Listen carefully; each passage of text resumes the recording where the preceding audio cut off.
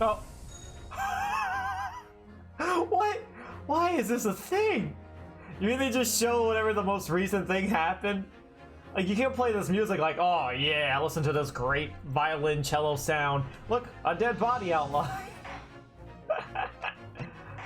So it's a bit screwed up. That's funny. Oh, shoot. 1 second. I forgot.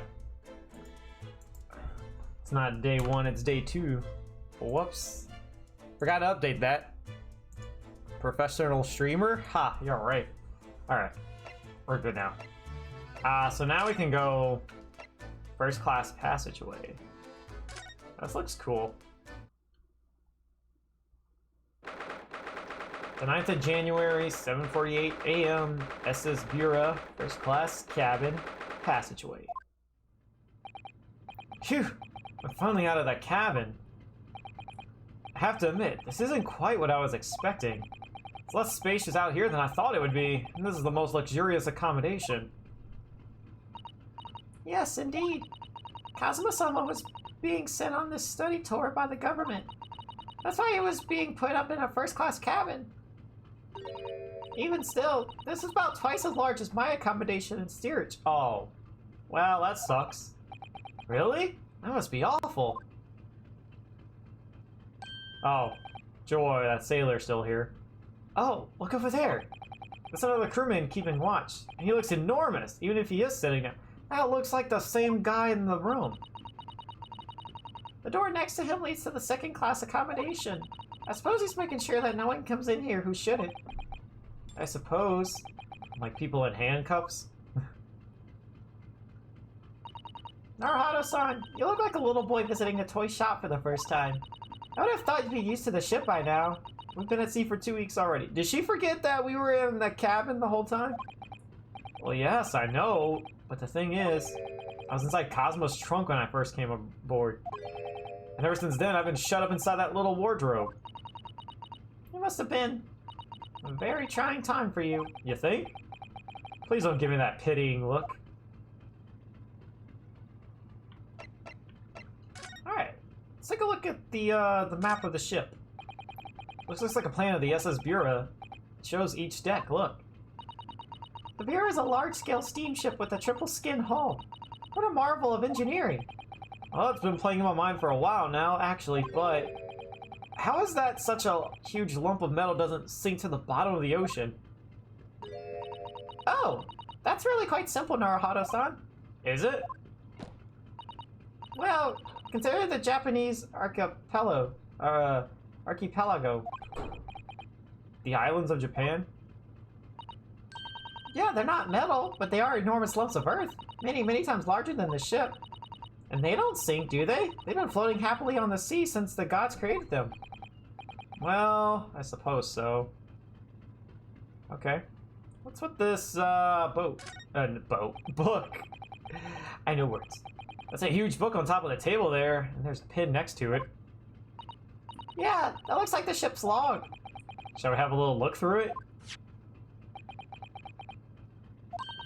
The writing is so neat and precise. Every detail about the voyage has been meticulously recorded. You wouldn't expect a rough and ready sailor to have such a beautiful handwriting. And nothing. No reaction at all. Thought he might appreciate the compliment. I'm not sure that rough and ready is much of a compliment, Naruhodo-san. Even to a sailor. Anyway, last night's log is mostly blank. Presumably that means there was nothing to report. So nothing suspicious then, I would assume, too. Alright, hello.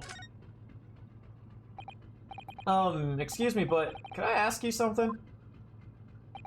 You little stowaway murderer. Sound more like a French accent. That wasn't a good start. Oh, that wasn't a good start, was it?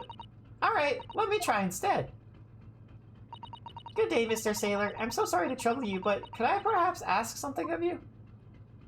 You little third-class ladies' maid. I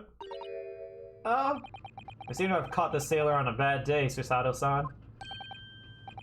I'm not a sailor. My mother gave me name. What's your name, then? I am Senior Crewman Biff Stroganoff. Phew, best thing is just to avoid eye contact, I think. Right, Mr. Biff, I have something to present to you. Oh, wait. No, I can't present, can I?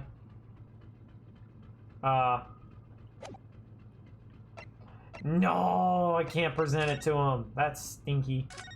Alright, whatever. I want to present my pin. Mr. Stroganoff, about the first class cabin area. Here we are in the finest part of Bureau's steamship. The very important persons. What sort of very important persons? Government officials, kings and queens traveling in secret, many important persons. That is why I'm guarding the place. Gosh, that's amazing. But somehow I let stupid stowaway inside. What happened to your face? I just noticed he's got like a sunburn, or not sunburn, like a tan partially across his face. I want to pick you up and throw you in the ocean, but Stroganoff is not animal. Thank you? If I may, I was wondering, is the cabin next to Mr. Asogi's currently occupied? Ah! Sasato-san, did you understand that? It sounded like da. I think it's probably Russian for yes, or no. Thankfully, I know it's yes. Genius.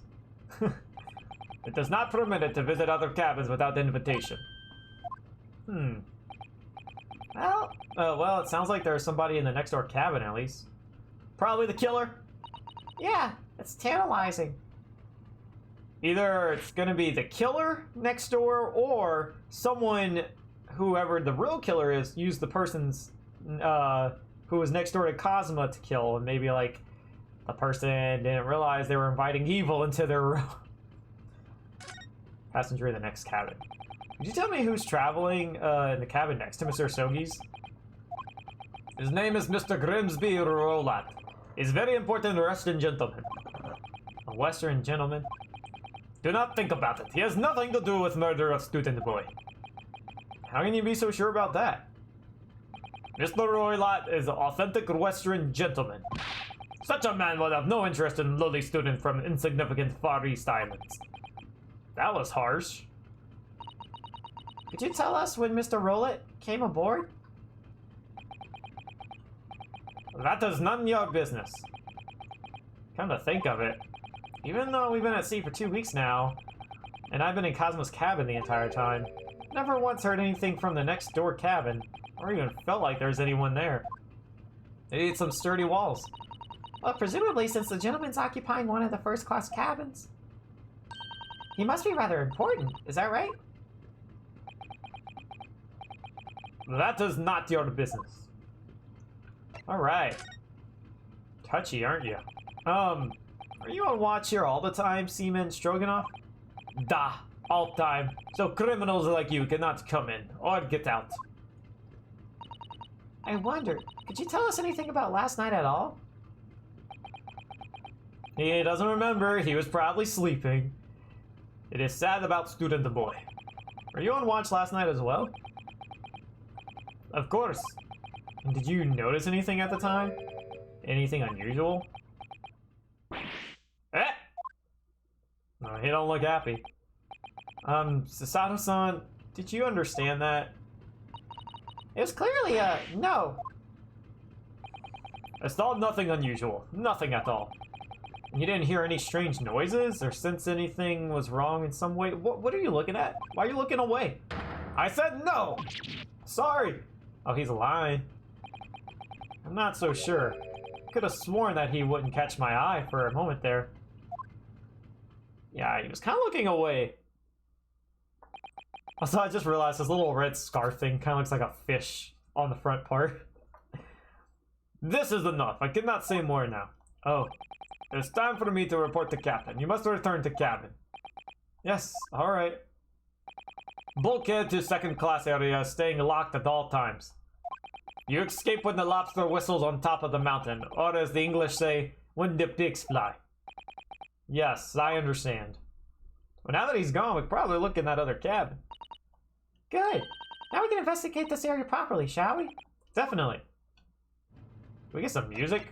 Can I get some, like looking at stuff music? Oh, okay, we can look at this again now. The book on top of the table there really is huge. There's a pen with it, too. Yeah, I'm sure that's the ship's log. Should I have a little look through it? The writing is so neat and precise. Every detail about the voyage has been meticulously recorded. You wouldn't expect a rough and ready sailor to have such beautiful handwriting. Anyway, look here. Last night's log is mostly blank. Presumably that means there was nothing to report? Take a look at the door, but I don't think it's going to get anything cool out of it. It's the way to the second-class area of the ship. Is something wrong? I was thinking about making a run for it, just for a moment. Yeah, that's not going to be good, Ryunosuke. Things aren't exactly going well for me. I might be wrong, but I imagine the moment you reach for the handle of the door, that burly seaman will surely shoot you dead. Oh gosh, you have to paint a detail like that. Oh dear, I'm so sorry. Perhaps I went a little too far there. No, I started with my talk of running away. And there's no way I could run away while Cosmo's death remains a mystery anyway. Alright. What is this, a mouse trap? Ah, a trap for catching mice. Yes, we have plenty of those back home in Japan. Although they seem to be using a lump of chalk or something as bait. I'm sure that's cheese. Let me see. Yes, I think that's what it's called, cheese. It's made from the milk of cow. Do they not have cheese in Japan? Oh, you poor people. Oh, cheese? I don't know what that tastes like. Why don't you take a piece right there and find out? You can't eat it, Naruhara-san. The trap will snap shut on your fingers. Really? But, I suppose you're right. You weren't actually gonna try it, were you? All I've had to eat for the past couple of weeks is Cosmo's leftovers. You know how hungry I've been in that wardrobe. Poor you. I'll find a little snack for you later. Thanks. Okay, so which one was Cosmo's cabin? Was it this one, I'm assuming? And the one next door is the other one? First class cabin number 1. That's our cabin. Not our cabin, it's Kazuma-sama's. Sorry? Your accommodation is confined to the wardrobe inside the cabin. You know how to make a stowaway feel small, don't you? As small as the wardrobe I've been calling home. These cabins are for the finest on the ship. My own cabin's in Steerage's number 539, by the way. 500 and... How many cabins are there? I'm sure they go by, like, floor numbers, but yeah. Even though 39, that means there's a lot. Got a little alarm or something? What do you think this is? It's a very pleasing shape, isn't it? That's the emergency alarm. It's probably best not to touch it. Oh, an alarm. It says, press only in times of emergency. It looks as though it sets alarm bells ringing all over the ship and brings the vessel to a complete stop. Oh, this I have to say. What are you doing, Naruhara-san? You mustn't touch it! This is an emergency situation. Just look at these handcuffs. I know. The moment we get those taken off, he's gonna have like markings on his wrist. You know full well that's not what the alarm is for.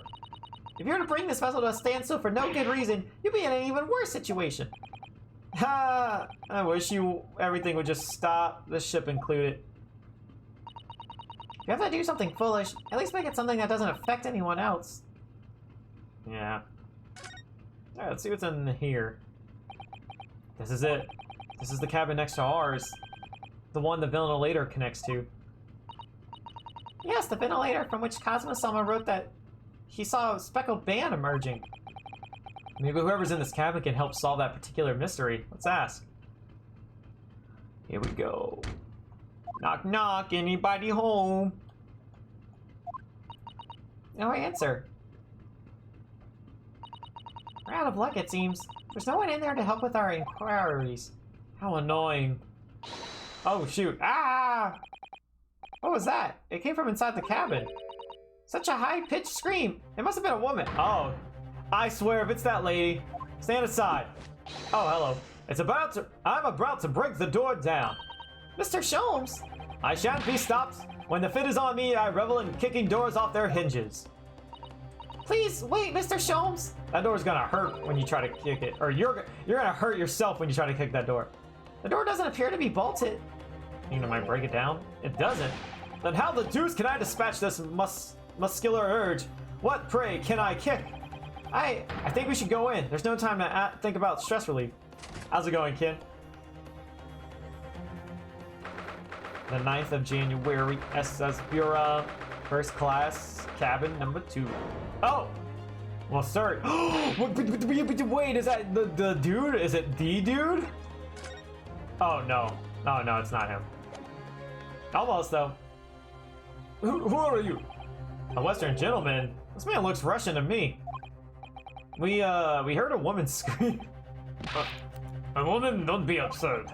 As you can see, there's nobody but me in this cabin. True, this old man does appear to be the only person in. Well, then he just screams like a woman. That's all. And I'm gonna make fun of him for it.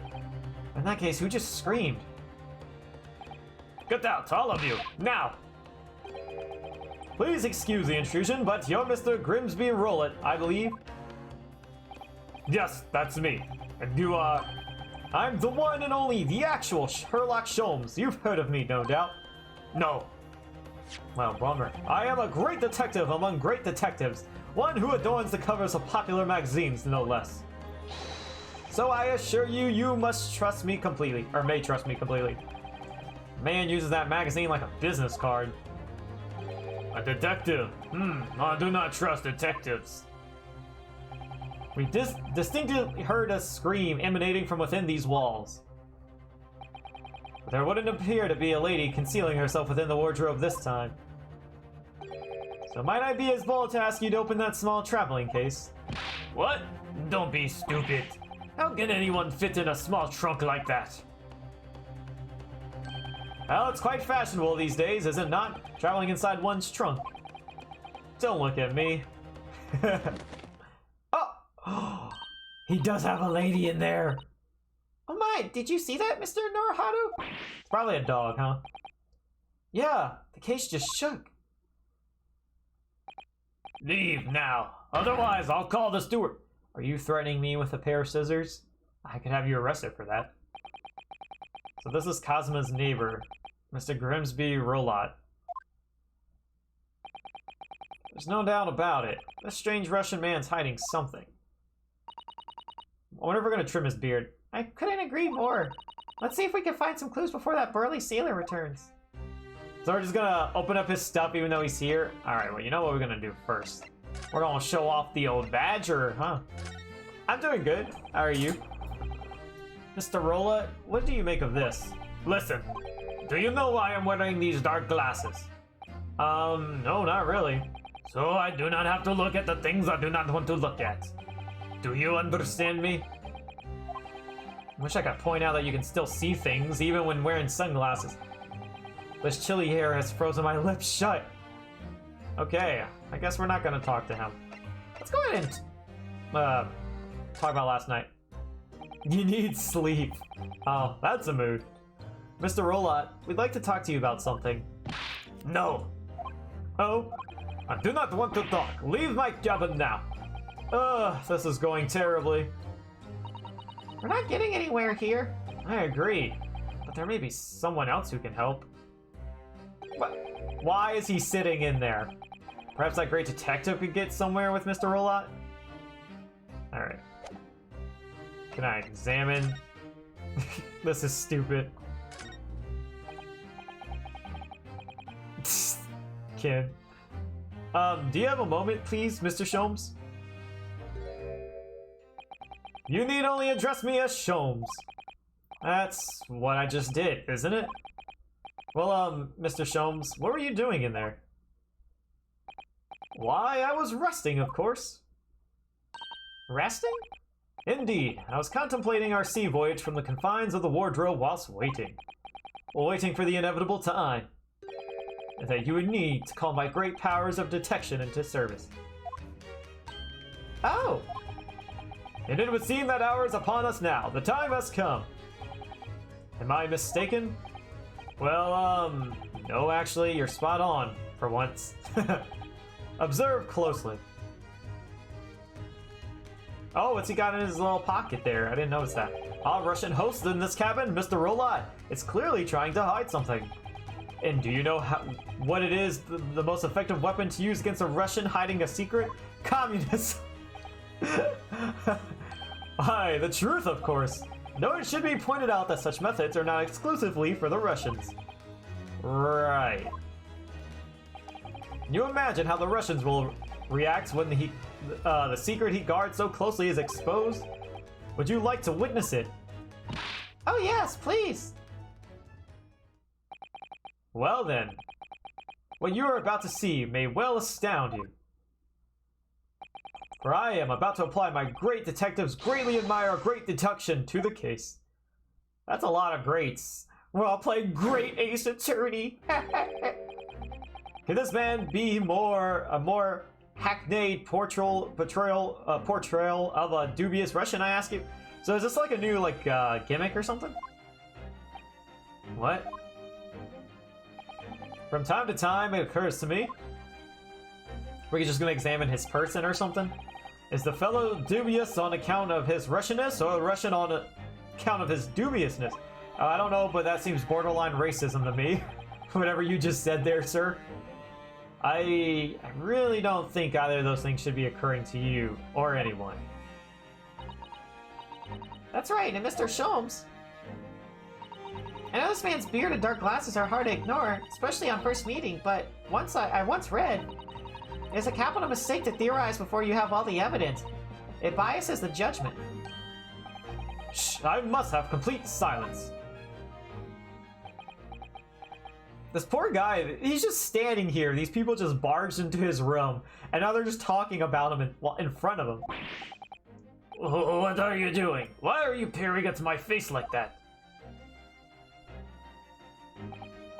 Ah, just as I thought. Yes, I have quite made up my mind now. There can be no other explanation that accommodates all the facts. Mr. Rollat, I have reached two incontrovertible conclusions. What? What do you mean?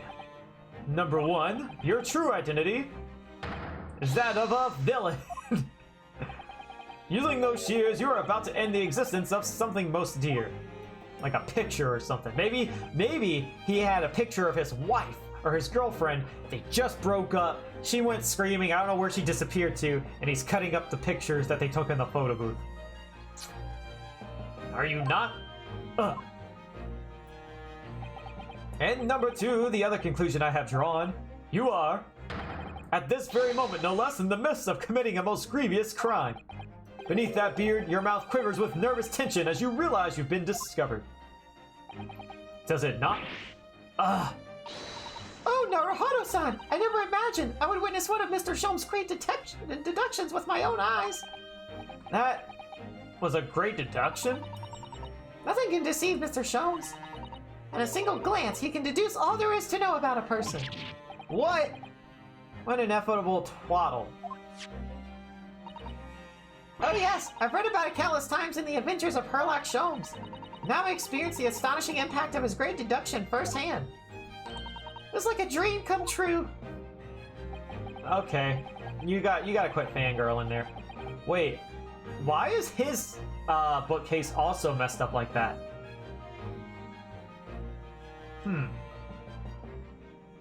Wonder something here. What if Cosmo wasn't supposed to be the one to be killed? What if it's this guy? This is a very random thought here, but what if somebody made Cosmo's room to look like Rollat's room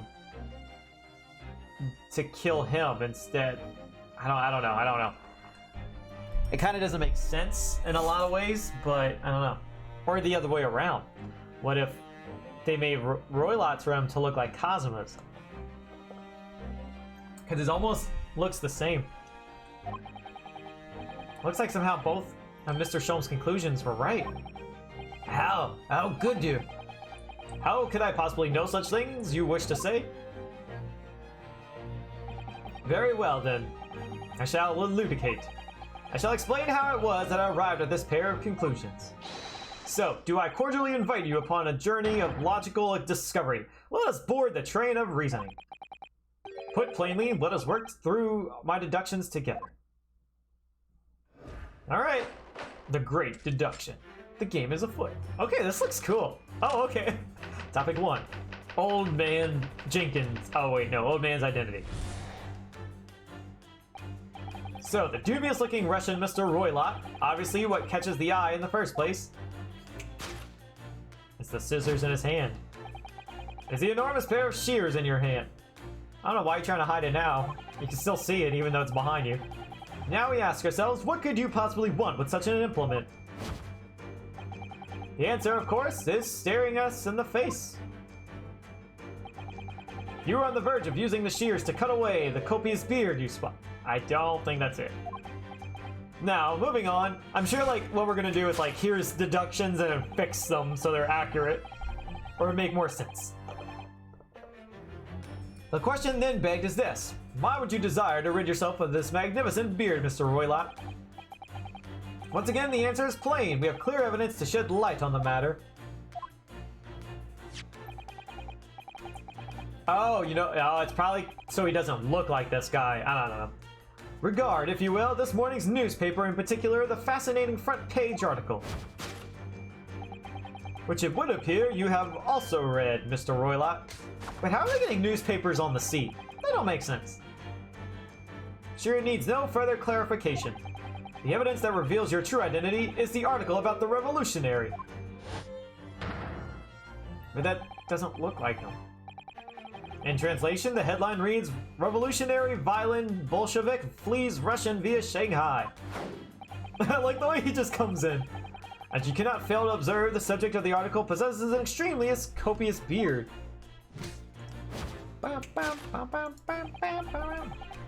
Having noted the article yourself, you decide to remove your incriminating facial hair before it gave you away. In short, your true identity is beyond doubt. You are the fearsome Russian revolutionary himself, Violent Bolshevik. Not that I've heard of you myself, you understand. Okay, well, good for you, but you're wrong. A revolutionary on the run. Oh, okay, we're going to the next one. Wrongdoing. Now, let's hear my second conclusion. I just realized he's not a man. He's not a man. We heard a girl scream. That's a fake beard. He's in disguise as the girl on the back of the newspaper. Got it. You are at this very moment at the brink of committing a most grievous crime. And the proof of this crime? Over there. Okay, hang on for a second. I'm curious about something. Do they show him in here? Oh, they do. He doesn't have an age. Oh, wait. There we go. An older Russian gentleman traveling on the ship. He's staying in the first class cabin next to Kazuma. Oh, he's got a thing. Biff Stroganoff, 37. A real wall of a man and a senior member of the Russian crew who's in charge of the security around the first class cabins.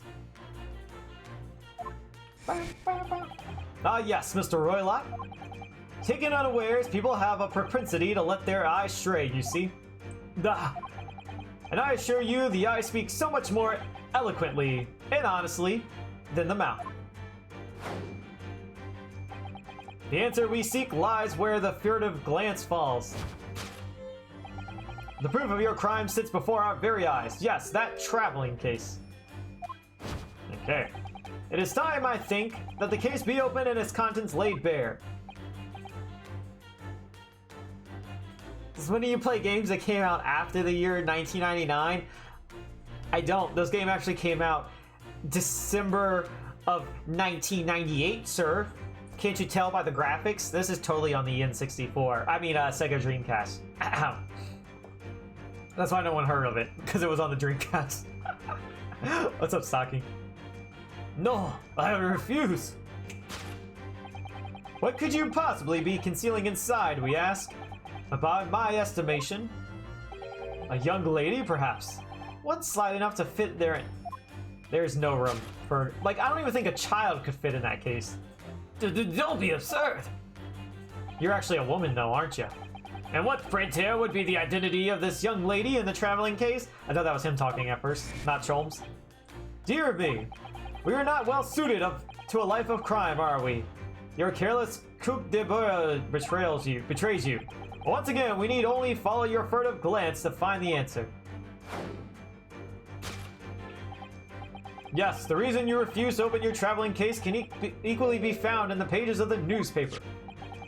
But there is another most stimulating article. On the back. If we turn from the fleeing revolutionary to the back page. Don't diss the Dreamcast like that.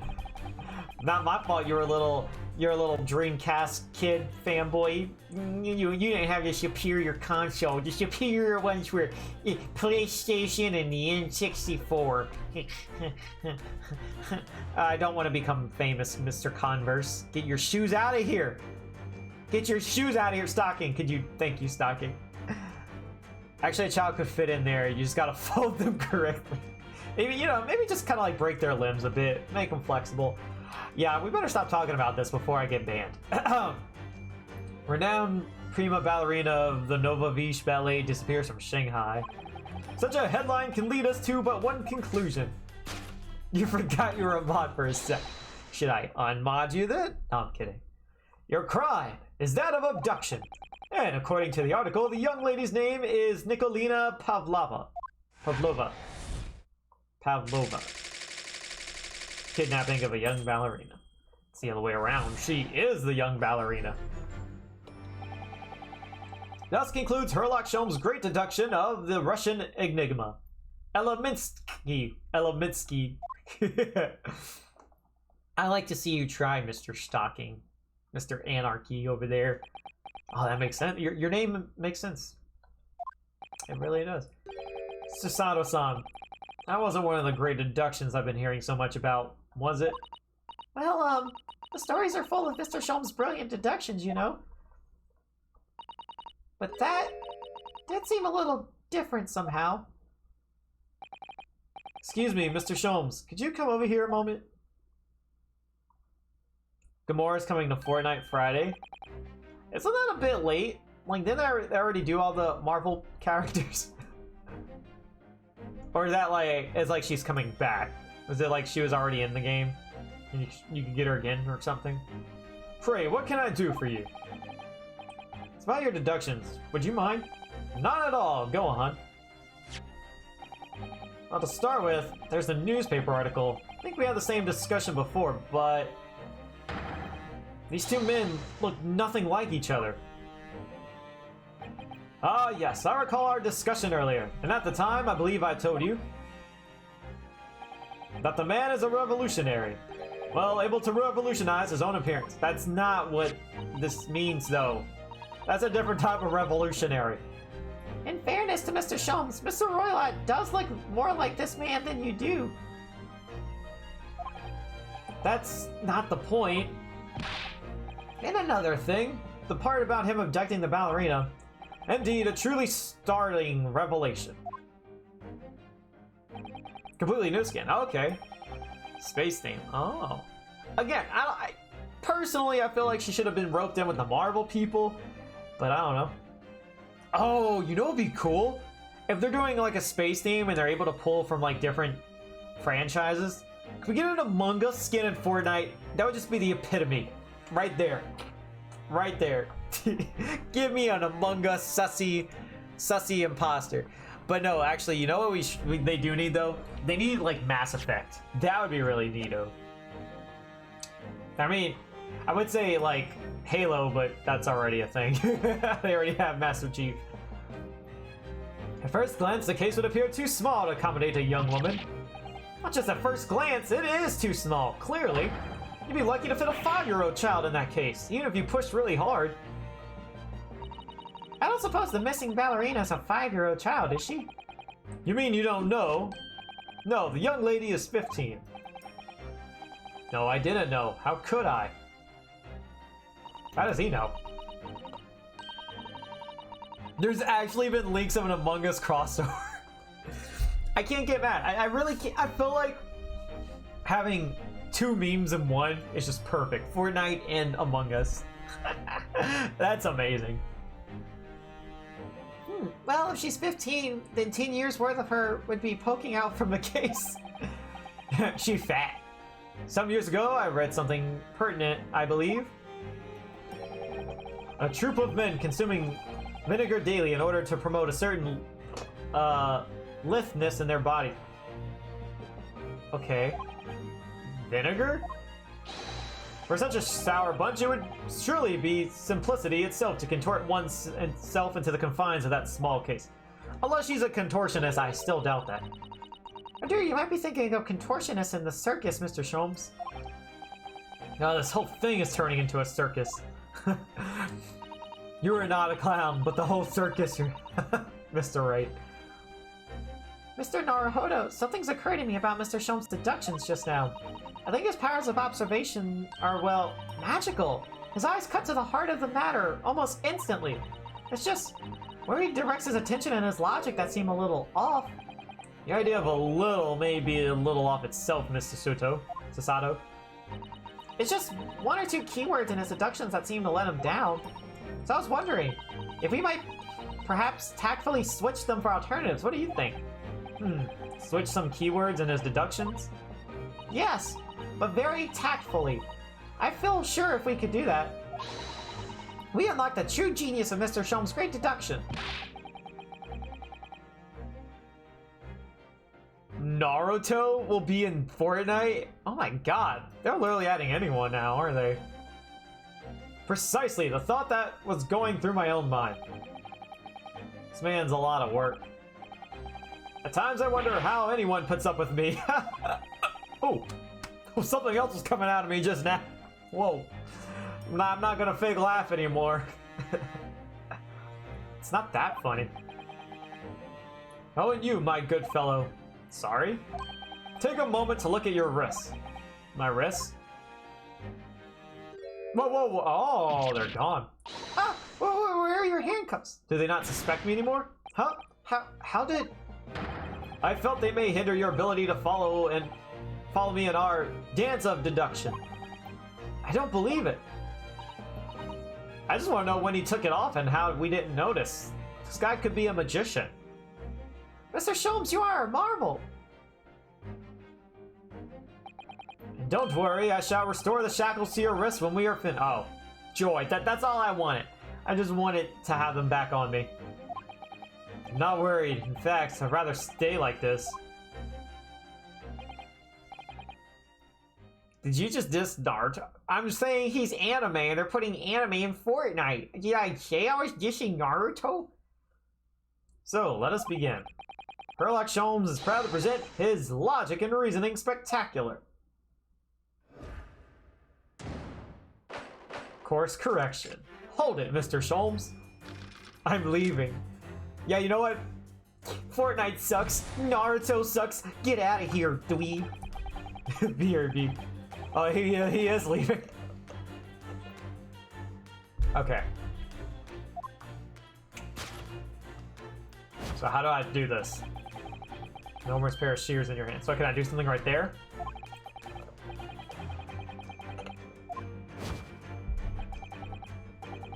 How do I do this?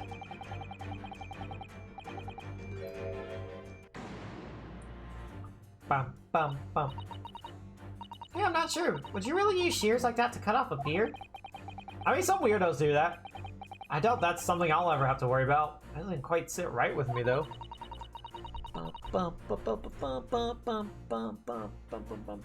Sorry about that.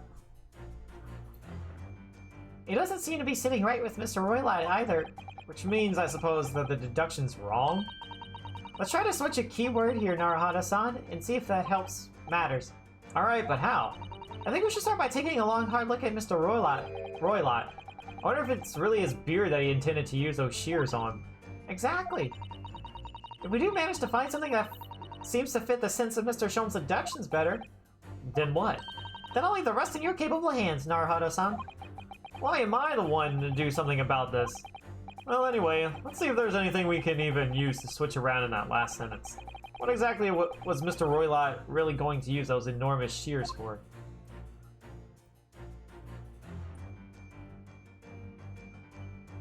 Well, whoa, look at that. This just looks funny. It's like, woo, woo. Hi there. Like, I just imagine we go up to this guy and we're like literally just like kneeling to like look up at him. It's funny because you were gonna say BRB and then I gave you a perfect out. Okay. The golden locks. What the? What's this? It looks like a cascade of stunning golden locks. I don't know, the color is not the point. The point is, what's it doing on the back of Mr. Roylat's head? How's it growing out from underneath his thick black hair? Well, yeah, that's true, so it's stunningly beautiful and stunningly surprising. Something's definitely not right here. Maybe he has a wicked hairstyle that he's trying to, like, make popular. Yes! Golden locks. Boom. I forgot he's got that little, like, thing on his hand, or arm, wrist, whatever. You were on the verge of using the shears to cut away the golden locks you sport. Indeed. You have identified the precise detail I was intending to expose. Yeah, right. Yeah, right, you were. Objection. Objection, Your Honor. Arbiters is the one who ate the Wendy's food. How's it going? Such lush golden hair certainly does not befit an old man. I think you're just jealous. You're not a man at all. You're a woman. And judging from the length and sheer of your hair, or sheen of your hair, one's still very much in her youth. Oh no. I'm still gonna give him a man voice until we finally expose him. It was me. If only I'd managed to cut off my hair, no one would have suspected. The question then begged is this: why would you desire to rid yourself of these magnificent locks? Once again, the answer is plain. We have clear evidence to shed light on the matter. I'm sure it needs no further clarification. The evidence that reveals your true identity is the article about the revolutionary. No. Well, that was a shock. I had no idea the old man was really a young woman in disguise, did you? What? Why are you staring at me like that? Yes, it was a surprise, Naruhodo-san. You're enjoying this, aren't you? Sorry? You look like you're in your element as you dance around the room deducting the facts with Mr. Sholmes. Just doing what we agreed. I'm not having fun or anything, Baka. This is strictly business. Yes, I understand. Say no more. Well, anyway, let's focus on the next part of Mr. Sholmes' deduction, shall we? The evidence that he's picked out doesn't fit the facts at all now. No, that's true, given that Mr. Roylat's actually a woman. Exactly. He, or rather she, can't possibly be this merciless revolutionary. I suppose it's because the deduction as a whole has taken a different direction now. Yes. Let's switch the evidence for something else, something that fits the facts as we now understand them. For some reason, this woman needed to try to hide her true identity. I feel as though I've read or heard about a young woman in a situation like that recently. Alright, I'll do my best. It's the ballerina. It's the ballerina. Yes! Alright, Ken, take care. Have a good one, my dude. Enjoy your beauty sleep.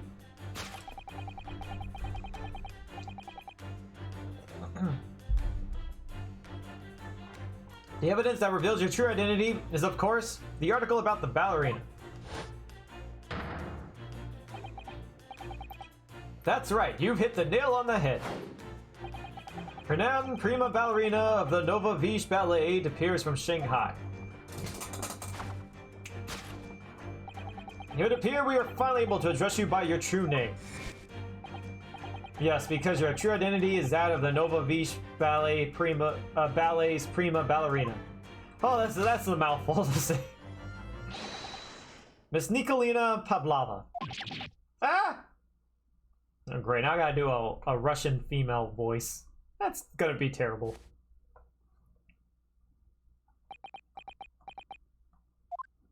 Show your true self. Ooh, you pretty. You hot. And I just remembered you're 15, so never mind. You're right. My real name is Nina. I mean, Nikolina Pavlova. Oh my gosh, it reminds me of Colin.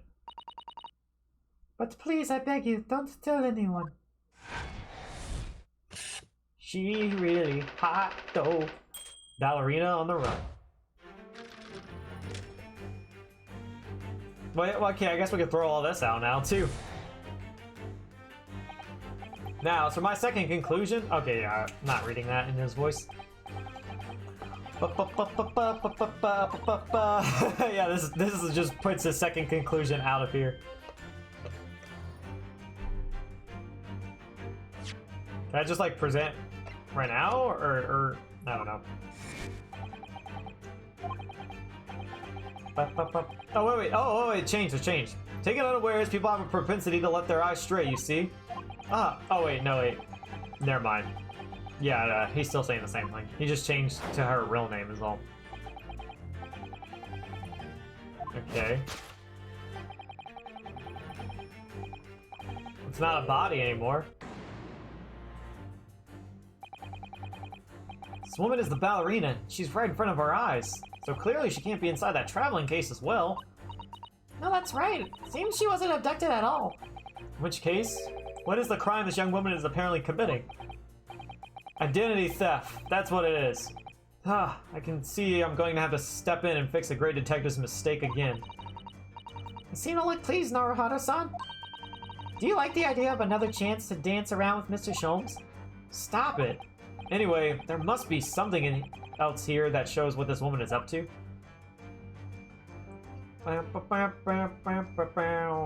What? Oh! It's the tiara. Yes! It's the tiara. She was gonna smash it. Or, no, she stole it! Duh! I forgot. She took it with her. The proof of your crime is surely this tiara. Ah! I believe this tiara is worn on stage by dancers in the Nova Vish Ballet, is it not? Indeed, it would appear to be identical to the tiara pictured here in this newspaper article. And if the reporting is to be believed, it's an item worth 20,000 rubles. In summary, the crime you have committed is theft. Oh no! Yes, you left your ballet troupe unlawfully, taking their precious tiara with you. Ah! I'm gonna meet you in Street Fighter later. I'm gonna go beat up the Ice Queen over here. I have no one, no family, no friends. I'm all alone, and I need money. But I did not steal the tiara. It was a present from, how do you say, an earl? Of Prussia. It belongs to me. This girl's only 15 years old. She's run away all by herself. She must have been extremely lonely.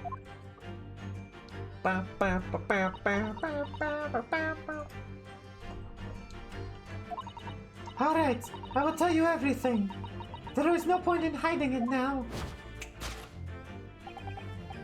Come, let us not be hasty. What? There remains one unsolved mystery about you. Mystery? Well, what do you mean? You have staunchly refused to open this traveling case of yours in our presence. It's a snake, isn't it? There's an animal in there. It is reasonable to conclude, therefore, that there exists some reason why you wish it to remain closed. Is that not so, Miss Pavlova? My dear girl, there is no sense in playing games with me. Nothing escapes my attention. Indeed, I have a very good idea of the contents of your case, even before I have laid eyes on them. Dear me, we are not well suited to a life of crime, are we? Your careless coup d'eau betrays you. Once again, we need only follow your furtive glance to find the answer. Yes, the reason why you refuse to open your case is written in the books on this shelf.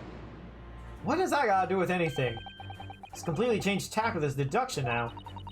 I think Mr. Sholmes is adapting his logic to the changing circumstances, don't you?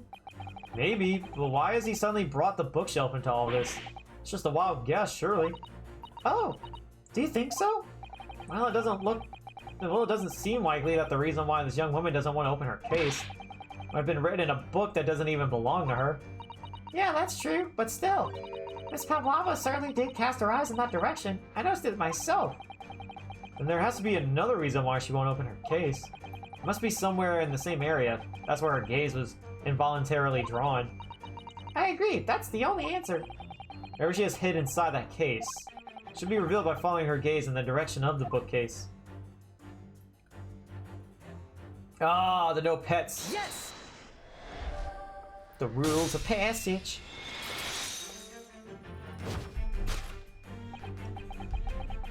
Yes, the reason why you refuse to open your case is written in the rules of passage.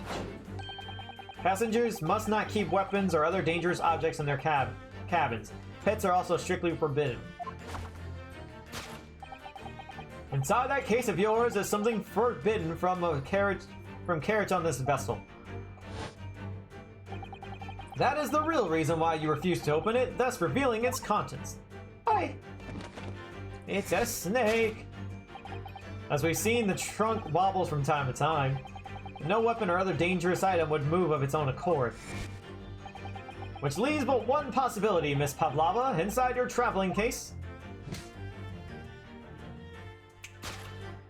Beep, beep, beep, beep, beep. I like this like synchronized like dance they got going on. Is the last item listed as forbidden in this vessel's rules of passage. Up. Ah!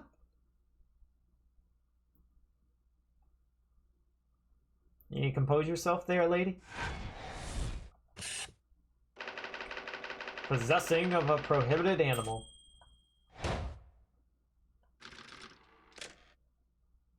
Deduction complete. Elementary. I like that. That was cool, but my goodness, that took a while. Maybe it's just because it's the first one. I don't know, but like, if we get a lot more of those and they're like that long to like do, oh god, we're good. This case is gonna take forever. So clearly, you aren't who you said you were. No, I am not Grimsby Roylat. Ah, my real name is Nikolina Pavlova. Everything you said was correct. You absconded during one of your ballet company's performances in order to escape your homeland. Later that same night, you stole aboard this vessel, which couldn't have been easy. The Bureau is a huge steamship with a vast crew. Could she really have snuck on board without being noticed? Well, she had a disguise on though. In order to obscure your true identity, you somewhat recklessly took the guise of an old gentleman. And you intended to sever all links with your past by serving your long hair.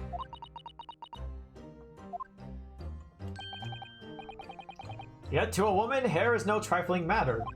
My personal recommendation is to leave well alone. So, if it was just you, about to cut off your own hair, who was it that let out the scream we heard from outside the cabin? Well, it was her. That veritable tinkling of a bell, why, none other than this young lady, naturally. Well, like a full set of pipes, if you ask me. I was so scared when I ran away in Shanghai. I was sure they would come looking for me. That's why I decided to, how do you say, disgust myself so no one would recognize me. As a result, you transformed yourself into that questionable old man? I see. I put on the fur hat and fake beard. Then, just before you came in here, I saw in the newspaper, right on the page, there was a picture of me. You went missing.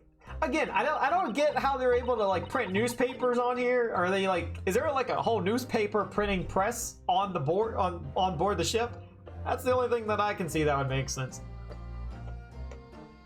I was so frightened I couldn't stop from screaming. I knew that if I didn't change my appearances completely, they would find me. So I decided to cut all my hair as fastly as possible. I picked up the scissors in my hand and...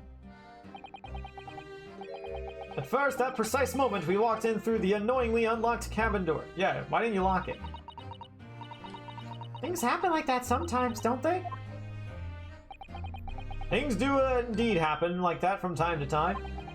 Are those two even talking about the same thing? There's just one more thing I'd like to know.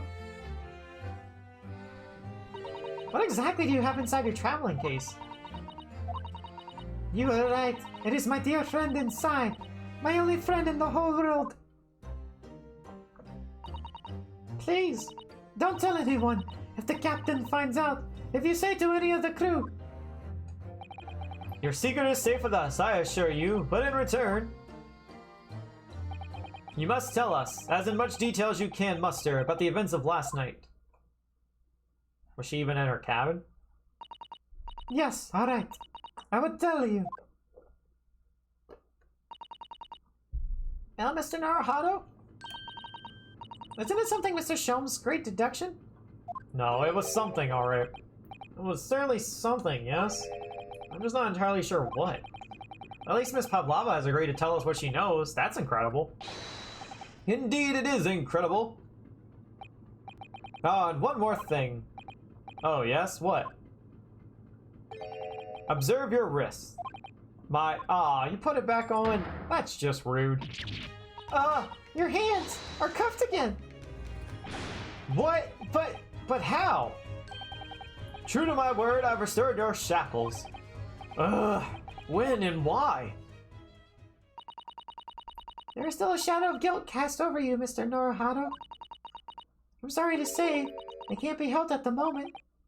Can it? Really?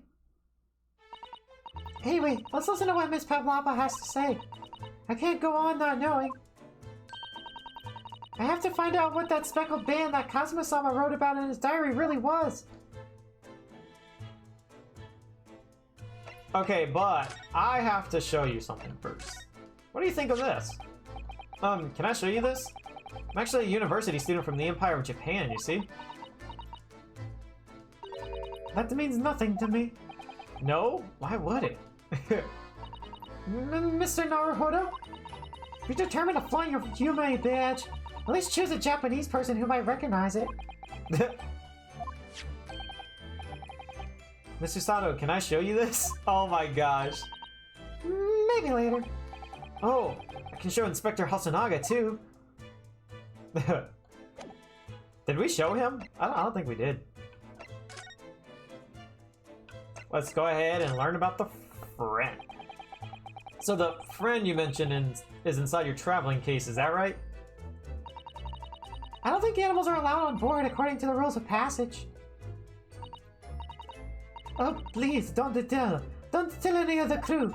If they found my precious... Then the burly Russians would bestir themselves in unison to throw you and your case overboard, no doubt. I think you should have said that in front of her. So reassuring, Mr. Sholmes. What sort of pet is your friend? A little puppy? Is it? Isn't it? It's a frickin' snake, isn't it? Maybe an adorable little rabbit? You credit Russia as a land with small rabbits, do you? Oh, don't they have small rabbits there then? You may well ask. I have no idea. You two are miserable bunglers when it comes to understanding the nature of young ballerina's friends. Isn't it obvious? It must be a chicken. Really? Why would you think it's a chicken? Consider the benefits.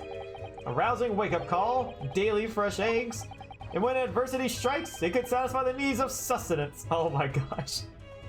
Fried chicken. So you eat your friends. I'll remember that.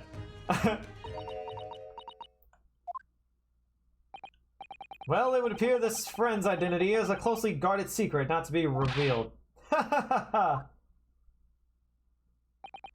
She obviously doesn't quite trust us yet.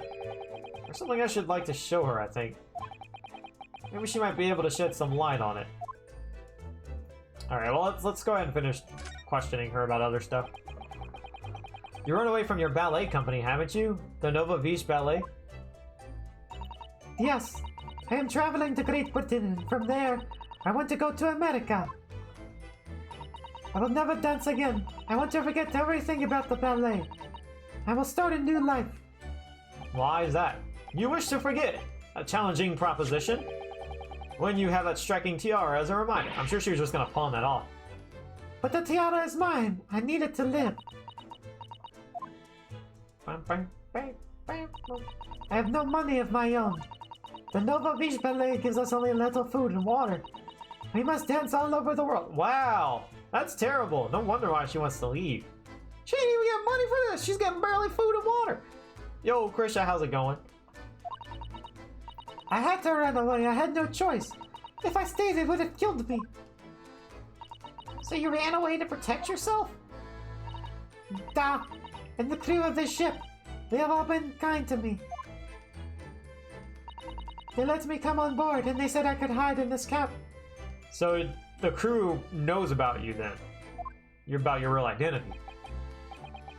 If that is indeed the truth, Miss Pavlova, it creates the most intriguing conundrum.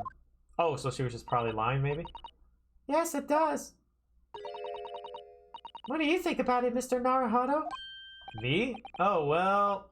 yeah, of course. I think we should hear Miss Pavlova's explanation. To what conundrum? I'm not sure, but... okay. Sure, let's ask about that. It's going good, Krisha. We just found out this old man's actually a girl. That's pretty much it so far. Miss Pavlova, allow me to pose you a riddle. How was the episode of What If? According to this newspaper, it was only yesterday that you absconded from the ballet. Now, that being the case, it must have been last night that you boarded this vessel. However, the SS Bureau stopped by no port last night. Oh, that's it, of course. Oh, I didn't even think of that. So how was it, pray, that you come to be aboard? Did she swim into... just kidding. Now that I think about it, the crewmen outside the cabin acted very strangely when we mentioned that. Hmm. It was just after we asked them about the occupant of this cabin came over. Oh, it's her older brother! Oh, it's gotta be like her brother or something. Yeah, it's gotta be. That is not your business. Oh, you haven't finished it? Oh, rip. Yes, you're right. He did seem... whoops. He did seem to be hiding something.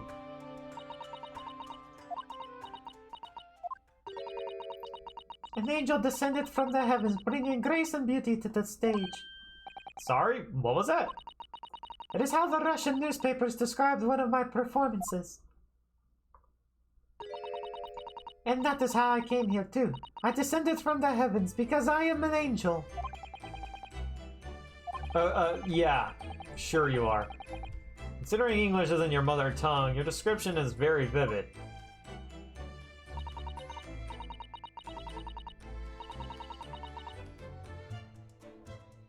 They have those? I did not even know that existed.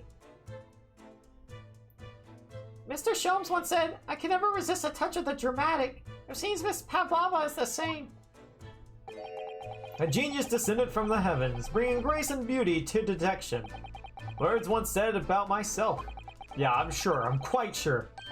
A quote from the wonderfully extravagant advertisement for The Adventures of Herlock Sholmes, in fact. Yes, yes, Mr. Showy. Anyway, it doesn't look like Miss Pavlova is going to tell us what really happened. Right? Guess we'll find out soon. They're fairly new. Oh, okay. I like how you do her voice. This Russian girl or the other one? Did you know that someone was killed in the cabin next door to this one last night? It's my best attempt at a female Russian voice. One of the crewmen told me about this morning when I was eating breakfast. The man who died, he was a friend of mine. Oh! That's why we're trying to find out what happened. Did you notice anything unusual last night? Perhaps you heard a strange noise, for example? Perhaps people talking? Oh, both. Perhaps the ship was absorbed in a wild tempest. Perhaps its steam engine exploded. Perhaps everyone on board would have noticed if that happened. Miss Pavlova, is there anything you can tell us? What secrets you got, woman? I don't know. I'm sorry, but all I could think about last night was what I had done and whether they would find me. I didn't notice anything that was happening around me. Oh, I see. It's so great. Thanks. Alright. So they were hinting we need to present something to her. Let's ask her about this. Speckled band. This is the diary of my friend who passed away. His diary?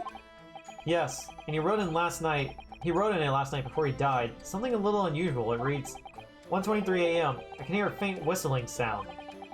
And then a few minutes later, 1:35 a.m. Well, it looks like some sort of speckled band is dangling from the ventilator grill. A speckled band? I don't understand. Strange, isn't it? But the ventilator he mentions joins to this cabin, you see? It's up there on the wall. In other words, this cabin and the victim's cabin are connected together. In the great circle of life. Oh! Miss Pavlova? Has something occurred to you? Does the speckled band the victim mentioned mean something to you? Or the whistling sound, perhaps? Like a snake? No. I don't know anything. Oh? Why you gotta act like you hiding something? We know you hiding something. Oh no. Excuse me, Mr. Roylat. Oh, geez, she changed fast. Okay, so maybe, I guess, that's not her brother? I was assuming maybe it was her brother and he was helping her escape. Yes, what? Wow, she's fast. Captain would like to speak with you. You must come to Captain's quarters at once, please. Alright, I will come now. Imagine if I could do like a voice where it sounds like a girl pretending to be a guy. That would be funny if you could do that. What? You must leave now. I can't. I'm trying to like imagine how that would sound, but I have no idea. I'm sure a voice actor could probably do that. Oh no, it's fine. Don't mind us. Yes, please don't worry yourself, Mr. Roylat. Get out! The passenger said out, or he wants me to throw you out. Looks like we'll have to leave investigating this cabin until later. What a pity. Or, you know, we could just sneak back in.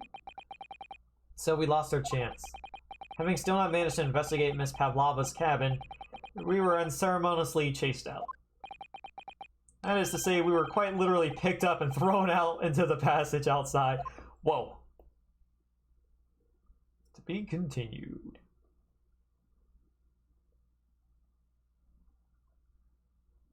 That's a long to be continued screen. Save the progress. Part 2. The thing that's wild about this is we're not even in court yet, which I don't know how that's gonna happen. Maybe this is gonna go like the Miles Edgeworth type of like way where you're never in court, you're just kind of like investigating, and maybe it'll pick up in court in like case 3. I don't know.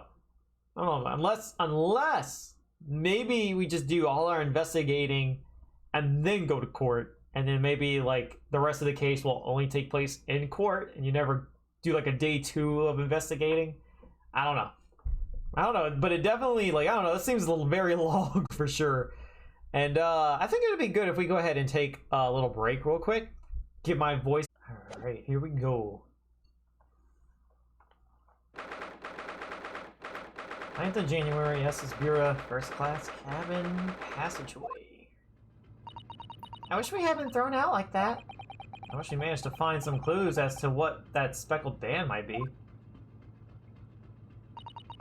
We didn't manage to investigate at all. And I imagine... I think that guy needs a bigger shirt. Or something. I'm just being honest. that we won't be able to for a while longer. We'll never get past that sailor guarding the door. He's clearly glaring at us, as if to say, don't even think about it. Oh, wait a minute. What is it? Well, what happened to our great detective friend? Where did he go? Oh yes, he's completely disappeared. When did he do that? I'm telling you, he's actually a magician. He slipped away as quietly as the wind, not before ensuring these were securely back on my wrists. He's a magician. It's the only way. Let's go back to Cosmo and see if we can speak with Hosonaga. Oh, they definitely look different. I didn't realize what this, like, this sailor looked like, but yeah, he's a lot scrawny compared to the other guy. Looks like they're still investigating in here. Yes, on that subject, I wonder if Inspector Hasanaga is unscathed. What do you mean, unscathed? You made it sound like he got in a fight or something. Surely you haven't forgotten, have you, Naruhodo-san? Don't you remember what he said about allowing you out of this cabin to investigate? He was going to talk to the captain about it. He said he'd laid his life on the line for you. Oh, yeah. I'm not sure he was I'm sure he was exaggerating. Let's see what he has to say for himself. He might have some new information for us. You never know. But where is he? He's not here. Unless he's to the left. Oh, of course. He's right here. Oh, what the heck happened to you? Ah, you're back. The inspector. What happened to you? Your face is... Did the captain do this? Please, don't worry about it. They're just scratches. Made by a bear, maybe? When I told the captain that I'd given you permission to investigate, he told me he'd pummel me with his fist and then toss me over. What type of captain is this? We can have this man arrested. Or make him lose his license. What? But the pummeling was over in a flash, and he must have decided against throwing me overboard. What is going on? So it was nothing really. It looks like he wasn't joking when he said he'd lay his life on the line if he had to. Well, thanks to your efforts, we now know a little about the neighboring cabin. I'm starting to think the captain is the murderer. Yes, so I understand. Oh? I bumped into a man claiming to be a great detective a little while ago. I think his name was something like Herlock Sholmes. I don't think he was German, though. Well, that explains it. Shall we compare notes, then? We can tell you what we found out. Yes, let's do it. Is this the part where you cough up blood or something? Maybe cough out the lung? What? Nikolina Pavlova? She's in the cabin next door? Oh, do you know who she is? Please, what self-respecting ballet fan wouldn't know that graceful angel? Oh, no, he's getting so excited he's coughing up more blood. Oops, I think I upset him there. Hey, look, both sides of your face match now with the red and the... Yeah, maybe that's a little insensitive of me. Well, that tells us the neighboring cabin is unrelated to the case at least. We don't know that for certain.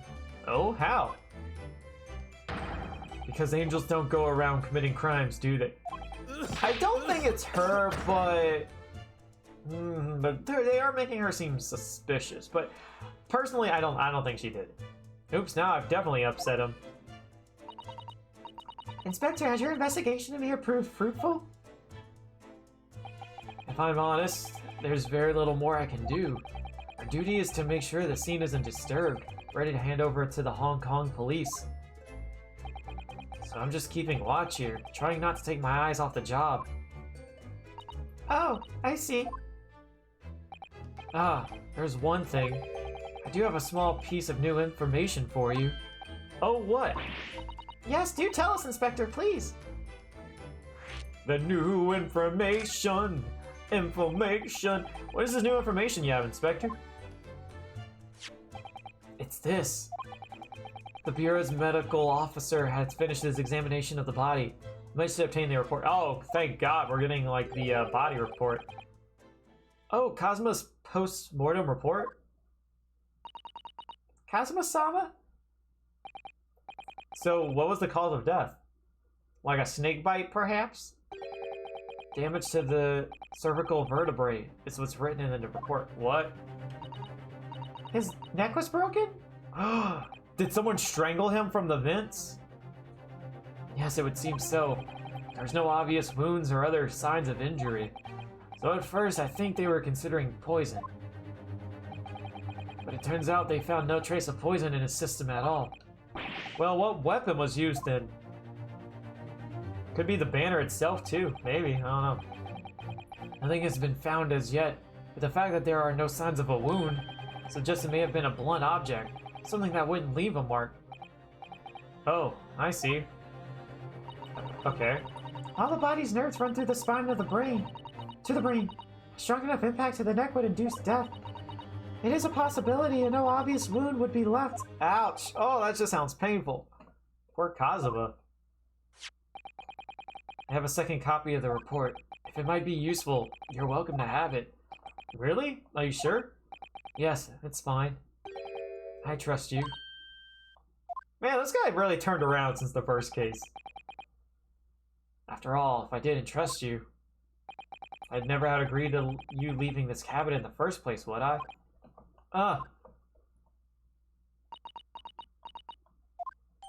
The post-mortem report has been entered into the court record. Alright. Bum, bum, you do do do do. Oh, Mr. Sholmes was here, wasn't he? Yes, he seemed to be enjoying himself a little too much as he crept about on the floor investigating. Sounds like a child. Then he suddenly left. Suppose he must have become bored. Did he say anything at all? Actually, now you mention it, yes. Just one thing, but he practically shouted it. It's shoe polish, was what all he said. Shoe polish? I wonder what he meant. Oh, the marking on the floor, maybe? It was when he was over there by the piece of broken glass, do you see? So that's not blood, like I originally thought. Perhaps he was talking about this brick-colored mark, do you think? I mean, that looks like shoe polish. I can see that. Yes, that must be it. Or that, oh, that was Hasanaga. Whoops. How can Mr. Sholmes know that it's shoe polish? That leaves me cold, I'm afraid. I have no idea. What is it, Sato-san? Well, Kazuma-sama was wearing leather shoes with a very dark tan hue. Dark tan? A sort of dark brownish red then, like a brick color? Yes, a little like the color of red wine, but darker. I have to repair them for him. Oh, does this mean that this mark was made by the polish of Kazuma's shoes as they scuffed on the floor? Wow, I thought it would be like shoe polish itself, not really his shoe mark. Okay. I don't know what to make of that. Unless he was dragged. That's the only thing I can think of. If they're going off the fact that it was his shoes that did that and not like a bottle of polish that spilled on the floor. Because I thought maybe it was alluding to a bottle of polish that was spilled. That's really all I can tell you at this stage. I should return to my post. My fellow crewmen's eyes are boring into the back of my head.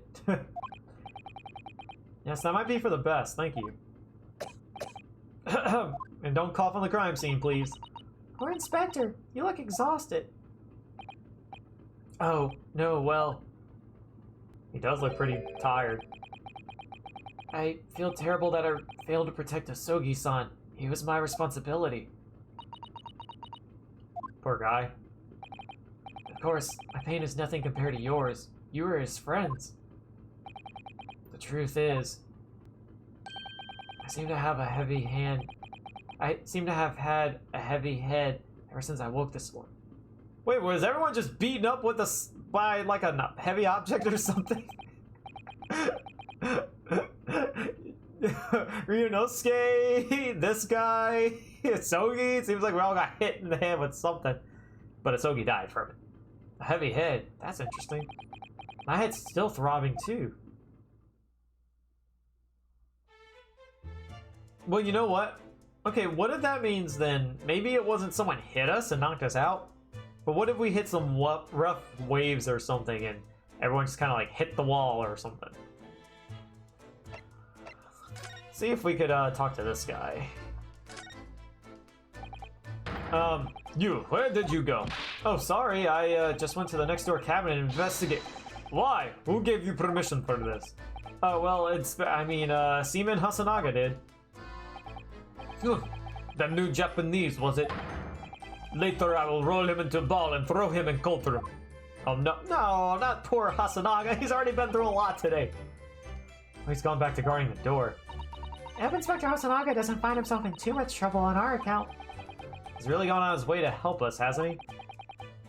When we get back to Japan, we'll have to take him for a steak at La Carnival. Really? Is that the only restaurant you could think of?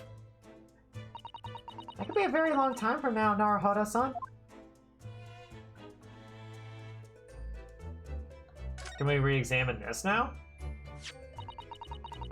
It really is such a beautiful... It really is such a beautiful color in this glass. Looks like whatever it was has broken clean in two. The other half is nowhere to be seen. And then there's this brick-colored mark. Which is shoe polish, according to the great detective you seem to know all about. I suppose it must be from Kazuma-sama's shoes. Maybe, but what I'd like to know is, how can the detective be so sure that it's shoe polish and not something else? Like Dookie. Because he's a great detective, of course. Yeah, we already kind of proved that he's not. That's hardly a reason, is it? Okay. So it seems like we could just like re-examine stuff in here. I'm gonna re-examine everything in here, and then I'm also afterwards look at the evidence we got for in the court record. See if we can like thoroughly look around and find some new clues from it. So it's clear that these letters were written with the ink and was somehow split on the floor. And they spelled a Russian word for wardrobe. It does seem to be an unambiguous pointer to you, Naruhodo-san, as you were sleeping in there. But to be truly unambiguous, it should have just spelled out my name, don't you think? Well, either way, one fact remains. It's hard to imagine that Kazuma-sama would have written his last words or word in Russian. Which begs the question of who did write it. Maybe someone thought he was Russian. And that was their biggest mistake right there. Okay, so like, some of the stuff we don't have to re-examine, it seems. They want us to re-examine that. Passengers must not keep weapons or other dangerous objects in their cabins. Pets are also strictly forbidden. So by bringing her pet on board, Miss Pavlova has broken the rules. She called it her friend, didn't she? Yes, although we don't know what form this friend takes as yet. It's a snake! I'm almost certain that whatever it is, it's inside the traveling case in her cabin. A friend. There's more to this than it seems, I think. All the books provided for passengers occupying this cabin, neatly arranged on the shelf. They're all over the place when we first looked around, if you remember. Oh yes, and you tidied them up, didn't you? Yeah, ruining the crime scene. You have to look after the ship's property. Unruly behavior in the cabin leads to damage. But it really wasn't me who knocked them over. Well, anyway, I feel much better now that they're neatly lined up. I can relax when things are untidy. Okay, so we and Hosonaga both got hit in the head, right? Kazuma, well, we don't know exactly what killed him, but he got hit with a blunt object. The books in this and the cabin next door were both messy. So, what if the captain did it on purpose? The captain's the killer, and he did it on purpose to knock everyone out. And at the same time, made it look like it was an accident. Maybe he maybe they're like, because he didn't know we were in the room. So it looks like someone's trying to pin the crime on us, but maybe what it is the captain's just trying to make it look like an accident or something. I don't know. I don't trust the captain, and we haven't even met this guy yet. Let's take a look at this. Don't you dare do your move on me, though. This is where Kazuma spent his final moments writing his diary. Don't you dare attack me! 1:23 a.m. I can hear a faint whistling sound. 1:35 a.m. What looks like some sort of speckled band is dangling from the ventilator grill. Look at his writing here on this page. It's almost impossible to believe that he's gone. Kazuma-sama left us a valuable clue in these words, I'm sure of it. We have to solve this mystery, Naruhodo-san. We will. Alright. Check the grill.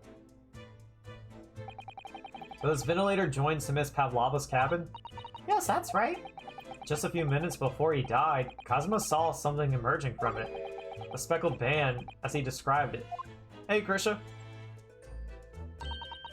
If only Miss Pavlova has been able to shed some light on it, but she seemed as baffled as we are. Yes, I wonder if she's telling us everything, though. I'm not sure. I know most people aboard would say the same about me, but there was something about that woman that didn't sit right with me. Okay.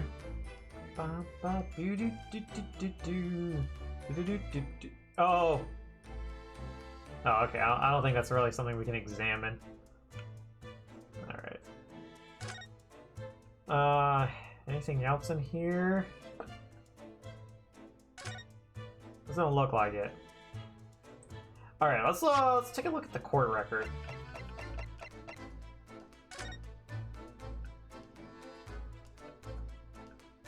Anything with the scuff marks? Nope. Male Far Eastern, time of death, somewhere between 1 a.m. and a little past 2 a.m. Damage to the cervical vertebrae resulting in instant death. The victim's neck was almost certainly broken as a result of a strong blow to the area. No obvious external injuries or traces of poison. Alright. That's all our new evidence we got. I don't see anything else we can really look at. Okay, yeah, he says that. Okay. Let's see if we can leave. Go back here. Try to talk with the sailor. With Stroganoff. Oh, never mind. We got some new stuff going on.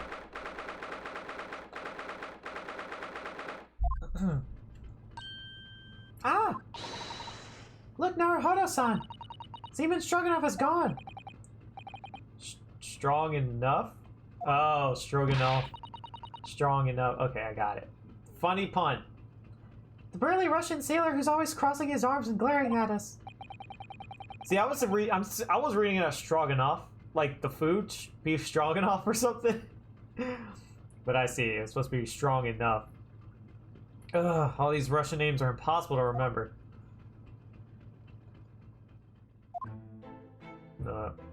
Tra-la-la! What is that, Captain Underpants?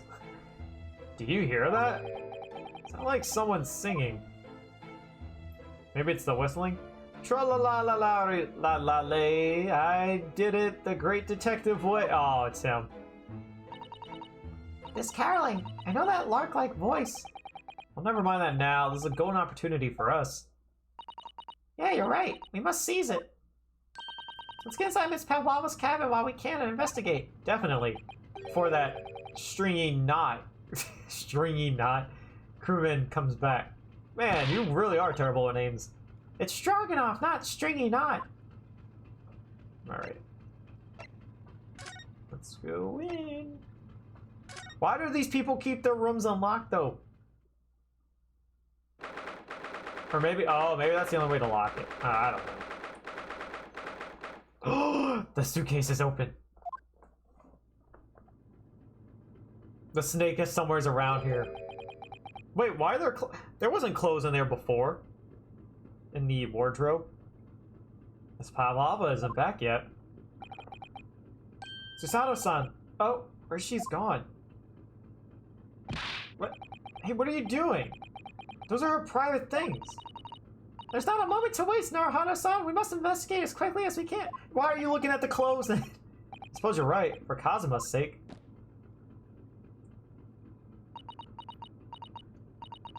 Not just for Kazuma-sama. What do you mean? It can't be long now until we arrive at port in Hong Kong.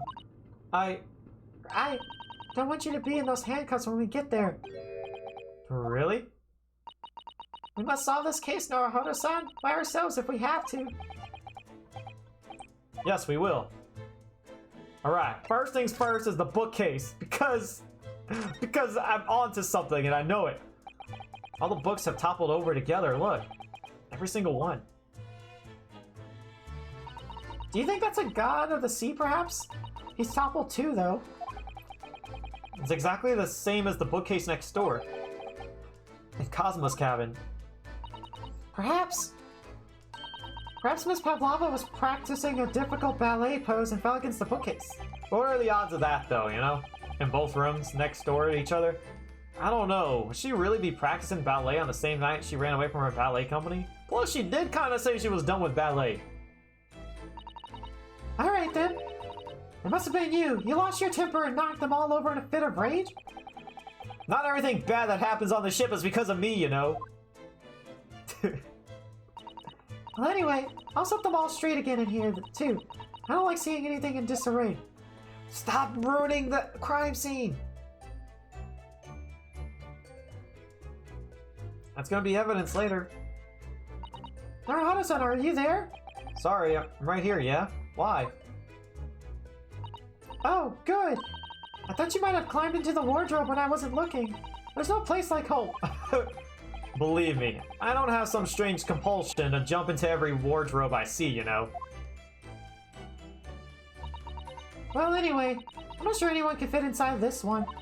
It's full of beautiful outfits. I suppose they're all stage costumes. Well, we already know, like, Herlock went inside of this earlier. I was rather hoping we might find Miss Pavlova's friend hiding in there, but no such luck. Alright, let's just go ahead and address this. Oh my! Miss Pavlova's case is open! It's completely empty inside, but according to the great detective's great deduction, she was hiding her special friend in there. Yes, a friend that she had to keep secret. Because you're not allowed to bring animals aboard the SS Bureau. I wonder what kind of animal she had in there. And more to the point, where is it now? Now that I'm not sure about. I'm sure we're gonna find it soon, though. There are just a few books on the desk, nothing else by the looks of it. Well, Miss Pavlova only ran away from the ballet last night. She hardly occupied this cabin for any time at all. That's true. Wonder what kind of book she likes to read. Let me see. Yes, I see. It seems that Miss Pavlova enjoys reading. Books written in Russian. Thanks. I think I probably already knew that. It's rude to ask too much of people, Naruhodo-san.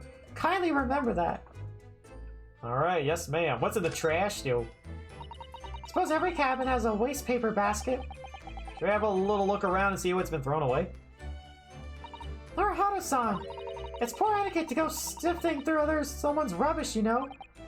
Ugh, those eyes. She's looking at me like I'm a piece of rubbish now. However, these are special circumstances, I think. Exactly, we have no choice. There's hardly anything in here at all. Oh, well, that's a little disappointing. There's a plate. I wonder what this little saucer's doing on the floor. Yeah, so it doesn't look like it's been dropped. More like it was put there deliberately. Ah, do you think there could be a leak in this room, in the room just above here? What? Why are you jumping to that? What? A leak? Is this ship quite safe? I'm sure that even if there's a little leak on the roof, it doesn't mean the whole ship is going to sink. No, you're right. Of course you're right. She's really trying to persuade herself, isn't she? Bam, bam, bam, bam, bam, bam, bam, bam. It seems this teapot is empty. So the natural conclusion is that the Russians are a very thirsty people. Or because Miss Pavlova only came into this cabin last night, she hasn't had the chance to make any tea yet? I mean, it could be either. I'm gonna go with the latter. It's definitely that they're excessively thirsty. I'd lay 1,000 to 1 on it. You're rather obstinate, aren't you, Naruhodo-san? How come we don't have hooks on ours? Oh wait, yeah, we do. It's just the scrolls on it. So this ventilator connects to Kazuma's cabin next door. Yes, although, what a foolish shipbuilder must be to open a ventilator into another room. Maybe it's so that if there's a gas leak next door, the occupant of this cabin would notice and raise the alarm.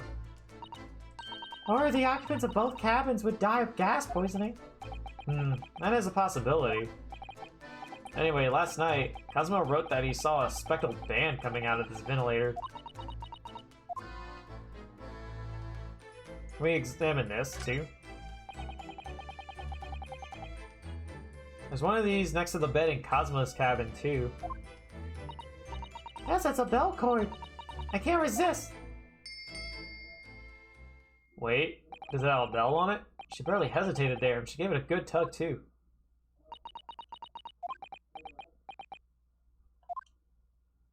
I didn't actually expect anyone to come.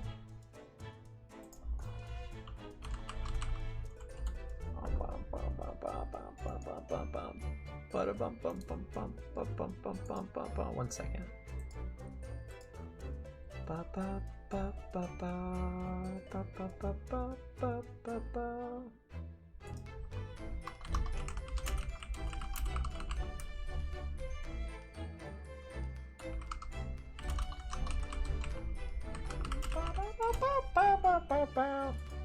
Okay. Sorry about that. We don't want them to. We're trying to investigate in secret. Okay. Oh yeah, the door. Let's look at the door. This cabin door has the same simple sort of bolted latch that our cabin door has. If the bolt's drawn across, there's no way anybody could enter the cabin from outside. Yes, it's not a particularly heavy-duty bolt, is it? But still, it wouldn't slide across on its own accord, would it? No, and the door is made of metal, so there's no chance of trickery using magnets to unbolt it from the outside. And it seals up perfectly, too, to stop any seawater coming in. So you couldn't use the method you told me of passing a thread through a crack around the closed door either. Seem to know a lot of tricks for opening doors. I'm starting to see why they suspect me. Alright. Is there anything I missed here? Case, the floor. Okay, can't examine. What about this little painting? Nope. I guess this. I guess they're displayed in this cabin too. Look. Yes, this bureau's rules of passage. I'm not reading that. I already read it like twice already.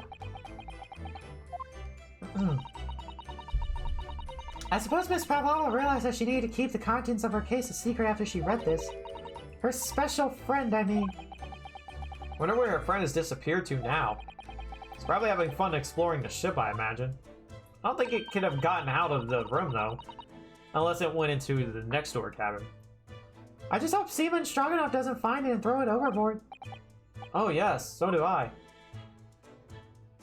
Okay. Bum bum bum bum bum bum bum bum bum bum bum ba da. I don't even know what we can look at anymore. We didn't get any evidence, did we?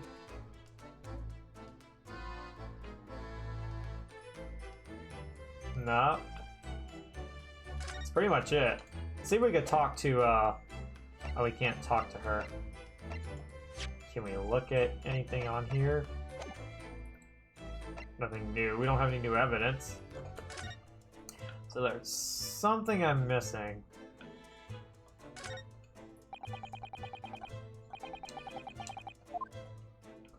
What about the little duffel bag right here? Okay, no, they just say the same thing. Wait, do we have a rug in our room? I don't think we do we? I don't remember a rug at all, now that I'm thinking about it. Okay, maybe I explored everything I need to and I just need to leave. Let's try that and see. Let's go to Cosmo's cabin. Nothing new. First class?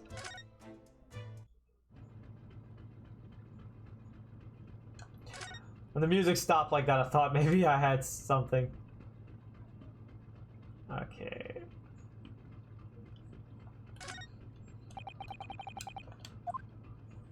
Just see what they say.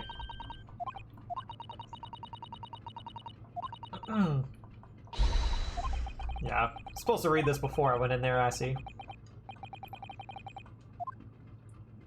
Let me look in here. Take a look at this too.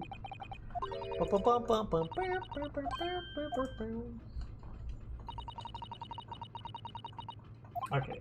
Okay. They're just saying the same thing last time I looked at it. I don't know why they like let you look at it again. Would not just tell you already looked at it.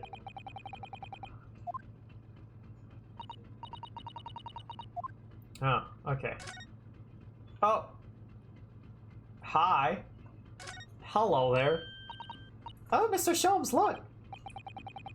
Oh, you never know where he's going to turn up next, do you? He seems to be stealing a look at something as he sings to himself. Hello. Tra-la-la-lira-lira-lay, I did it the great detective way. He's still singing. Do you think he hasn't noticed us? Or he's simply in extremely high spirits? Yes, there were times I'm sure you knew when the yard bit off more than it could chew. Ba-ba, ba-ba-ba. And through it all, when there was doubt, it's lucky her luck was about. Excuse me.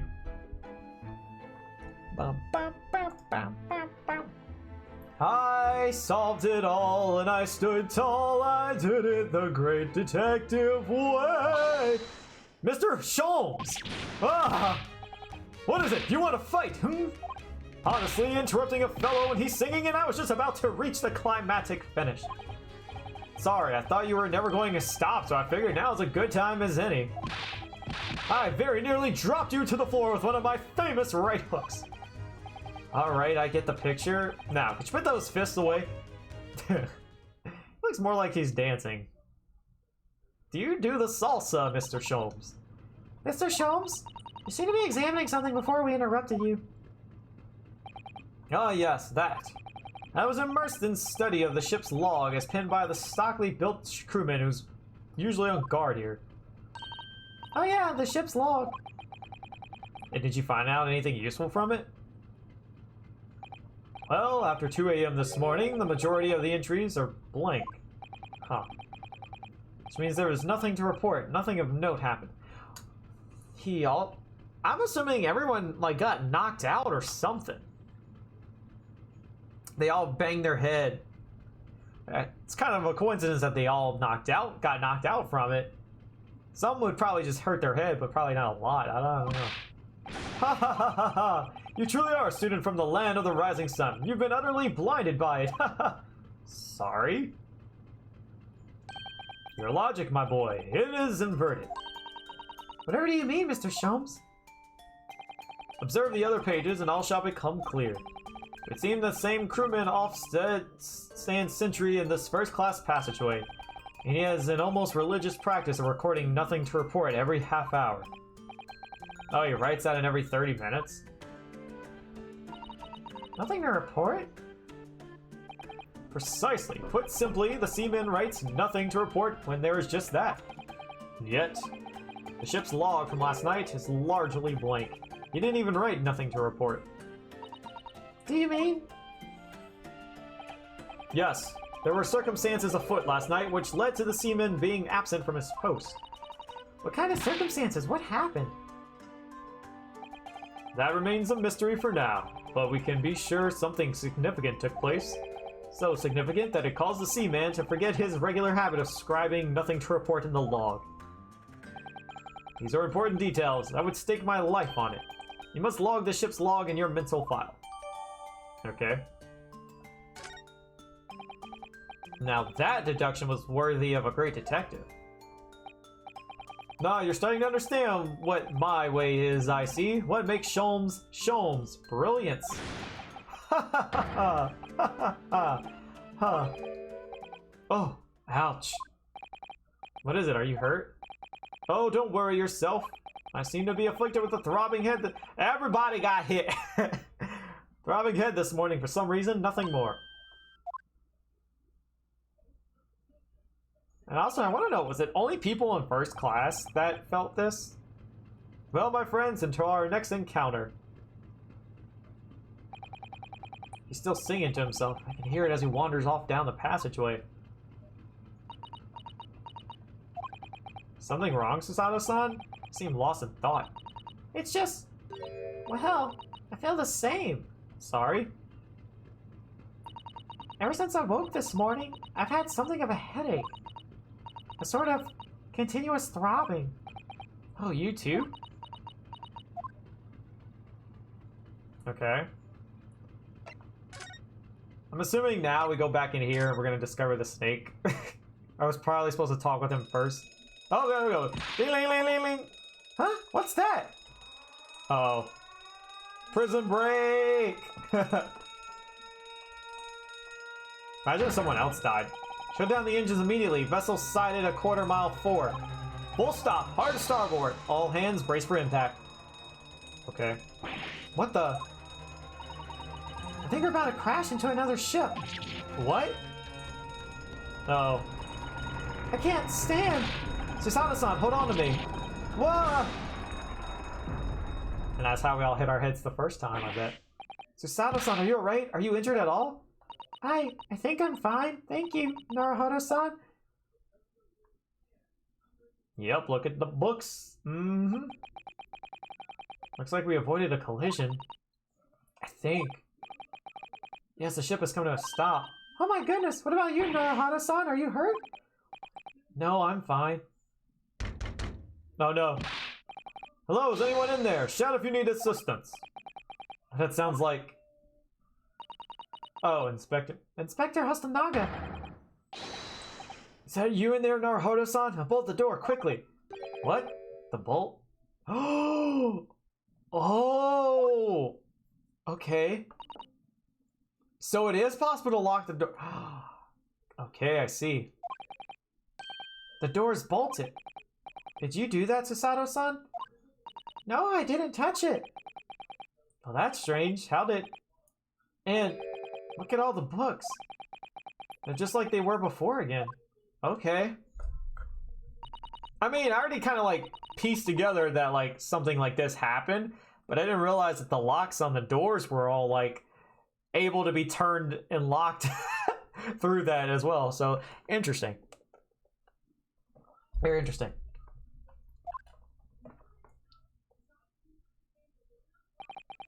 I better tidy this place up first.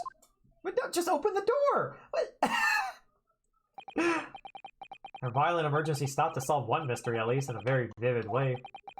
But I knew that what awaited us on the other side of the cabin door would not be pleasant. I hurried around tidying up the cabin with a new sense of foreboding in my heart. Alright. Another to be continued? Okay.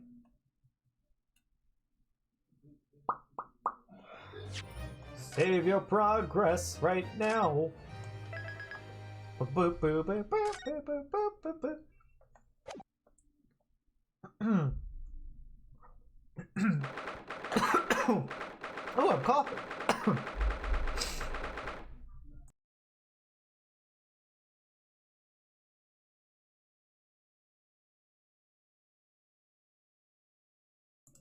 Sorry about that. So now the door to the cabin we were in ended up bolted up after an emergency stop. Let me drink more drink real quick. Took a deep breath and suddenly put the... whatever. You guys can read.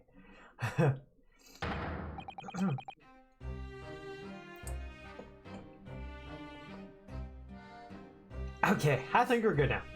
You, what are you doing in Miss Pavlova's quarters? Ah, you both look unhurt. Good. Yes, we're fine. Thank you. What on earth happened? I heard something about how we were going to collide with another ship. Yes, it appears to have been a false report, though.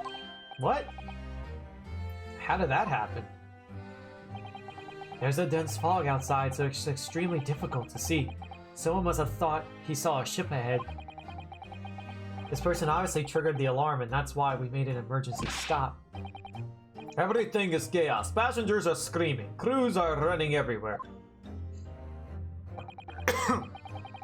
This first-class area is the only quiet part of the ship at the moment. Oh, I see. Someone triggered the alarm? Does that mean someone pressed that button outside? Ah! You wicked intruder! Dressed all in black, you are the devil! Sorry, me? Been called a lot of things before, but devil is a first. You opened my traveling case, how could you? What? No, we didn't touch it. That's right, Miss Pavlova. It must have been Stroganoff who came in here and opened it, then I would assume. It was already open when we came into your cabin. Inspector! Yes? Arrest this man! I know he did it! He is a criminal! It is not enough that he's killed a man! Okay, lady, calm down there. Duh! And he is stowaway as well. A vixen promises not to steal chicken, do you believe? Take him away! He is a trespasser as well as everything else! Stowing away, trespassing, killing. She is right, you are devil. It doesn't look good, does it? There is a cell below deck, throw him in. Tomorrow we dock in Hong Kong. Then we give you straight to police. Wait, a cell? Please, Inspector Hasanaga, is there anything you can do? This is a Russian vessel, I really have no jurisdiction here. After my last effort to appeal to the captain's good nature, I think I'm out of options. This is terrible! This is a real crisis, I've got to find a solution. Immediately. Are we just gonna like hop in here and run away or something? You keep calm and focus on the task at hand, which is investigating. Don't touch my things! You want me to show you where a crawfish hibernates? Hey, yeah! Oh no! Wait, that wasn't me, was it? Mr. Naruhara, what do you think you're doing? Wow, everyone's attacking me. I was just starting to think she was my friend. I thought she was gonna attack the Seaman for a second. Isn't there anyone who can help me out of this mess? Can I talk to her? Miss Palava, can I... Get out! Listen, I'm sorry that we snuck in here without your permission, but... Get out now! We just need to investigate in here to help understand what happened to... Oh, she's cursing at me now. It's no use. She's not going to listen. I need to find someone who will. Asanaga? But I feel like you can't do anything. You've got yourselves into a difficult situation here. Entering this cabin uninvited, I mean... Sorry, I was just so desperate to find a clue. I'm afraid there's really nothing more I can do to help you. If I push my luck any further, a punch to the face would be the least of my worries. I'm really sorry. I have to take responsibility for giving you the freedom to investigate Miss Pavlova's cabin. Now this has happened, I'll have to report to the captain at once. I really need some help here. I need to save you to rescue me from this crisis. But... Of course he's here. Of course he's here! What the? What are you doing up there? Mr. Oh, and he's wearing the tiara too. Naturally, I was analyzing what a weight of 20,000 rubles feels like on one's head. Have I not told you that, as a detective, it is my business to know what other people do not? This isn't mere tomfoolery, my boy. Oh, no. Well, why were you hanging from that hook before then? Isn't it obvious? To properly assess the weight of the 20,000 rubles, naturally, I wish to determine if it would bend that conceited-looking hook on that wall, so full of brag and bounce. Ugh, I never know whether to take this man seriously or not.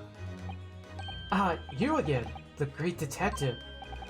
Ah, Inspector, I confess I've been looking for you.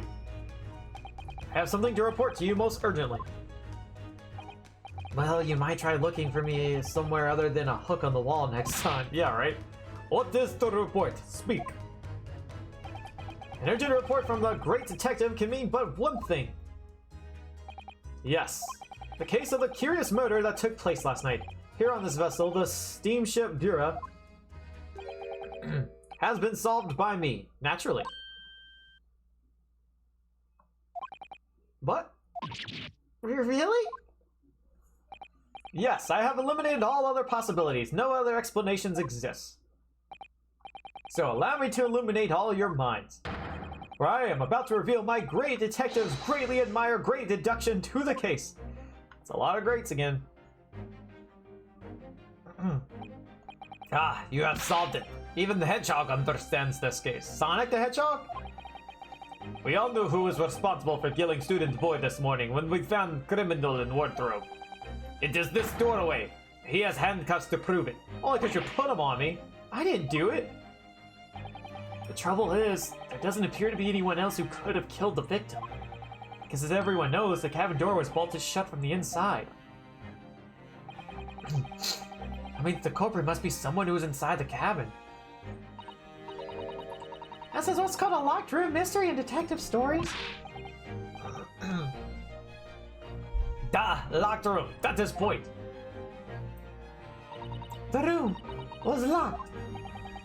Well, I can't deny that. There's no way the bolt could have been drawn across from outside the cabin. You're all quite mistaken. The cabin next door is not a so-called locked room at all. What? Sorry.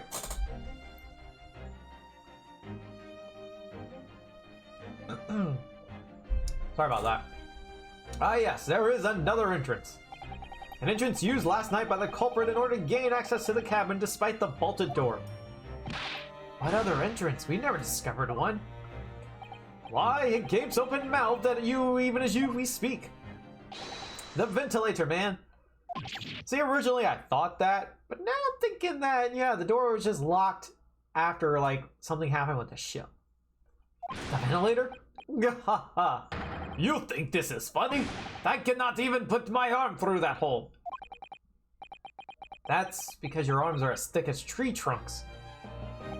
You're suggesting that the culprit entered and left the victim's cabin through that tiny opening? It's not possible. Ah, but it is. And last night, the victim even witnessed the intruder in the act of passing through that ventilator. Mr. Sholmes, do you mean... Are you referring to the words Kazuma-sama wrote in his diary? 1:23 a.m. I can hear a faint whistling sound. 1:35 a.m. What looks like some sort of speckled band is dangling from the ventilator grill. Precisely, my dear madam. What does it mean? What is this speckled band? The answer to that particular conundrum is in this very cabin. It's her pet snake. Mr. Sholmes, what are you doing? There's a distinct element of danger, but fear not, I am ready. What I'm about to expose for you all to see will shock you to your cores. Behold. Ah! What the? Oh, jeez. Hello, little snaky. He doesn't even look fazed by it. Allow me to introduce you all to the band, the Speckled Band. A snake? Indubitably. At least we're all on the same page now. I like how Stroganoff's not even phased at all. He's like, yeah, that was a snake on me. Mr. Sholmes, just one thing? Pray, what troubles you? Well, that snake. Isn't it really speckled, is it? It looks more stripy, wouldn't you say?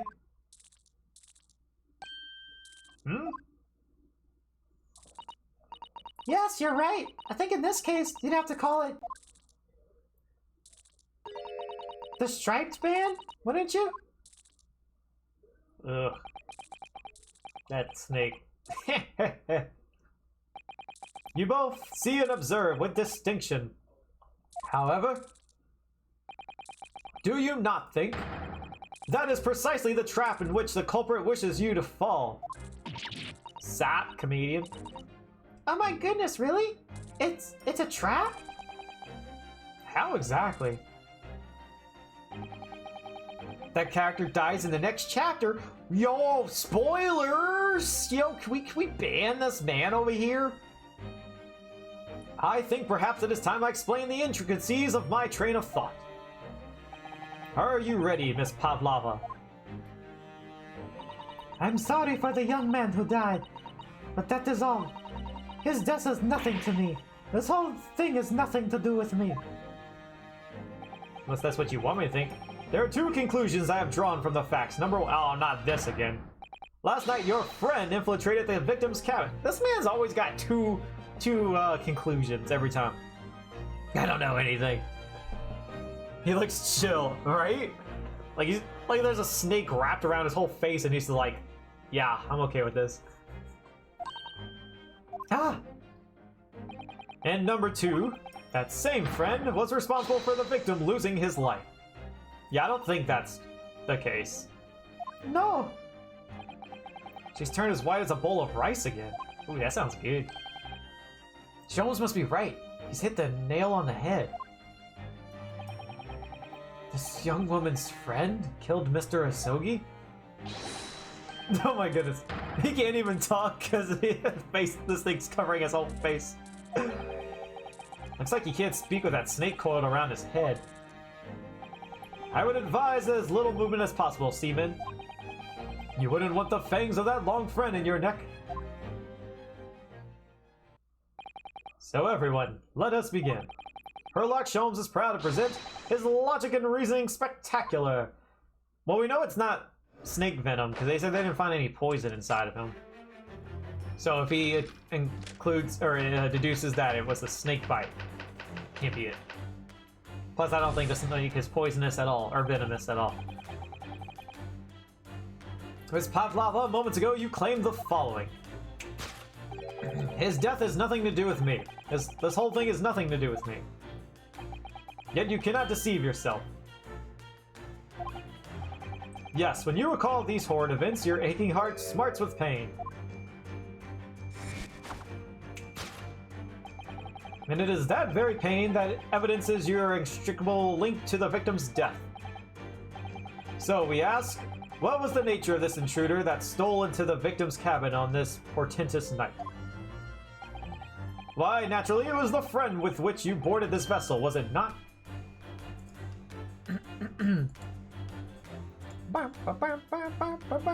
Sorry about that. Why? Okay. Oh, as I expected, another telltale glance. Yo, is this a telltale game? Aha. Without doubt, your friend is this writhing serpent which we see before us. And yet, that fact leaves us in a quandary. The victim's written observations on the night in question tell of a speckled man, whereas regrettably, this specimen's markings do not fit that description in any way. What explanation can we then give, pray? What was the sight that fell upon the victim's eyes last night? No, don't look at me. This has nothing to do with any of this. Oh, but it does. You have the answer to this quandary even now, hidden behind your back. Ah, okay. Yes, that which you are trying but failing to conceal can only be the snake's slough skin. Ew! He peeled! Oh, that's gross! He was shedding!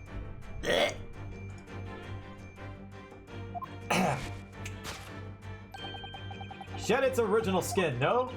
I don't know what you're talking about. Last night, through the ventilator visible in this cabin, your then speckled friend slithered next door. Using the bell cord on the other side as a bridge, the serpent silently descended into the victim's quarters. In the dim light, it appeared to the young gentleman who was about to lose his life as a speckled band. In summary, the nature of this friend of yours, which last night infiltrated the scene of the crime, is a rare breed of a snake, whose markings change each time it sloughs its skin. I don't know about that. A snake so dreadful, we can only imagine it would be found in the deepest depths of India. Are we gonna believe that?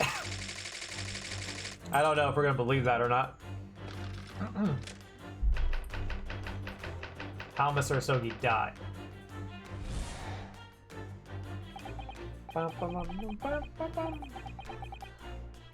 Moving on, we come to the heart of the matter, the grim demise of the victim. How did this young man lose his life, and why? According to the data of which I have been apprised, it would appear that there were no visible signs of injury. Ah, This is a lot. In fact, the circumstances of the victim's death can only be explained by a terrible venom. Now, if we take that as fact,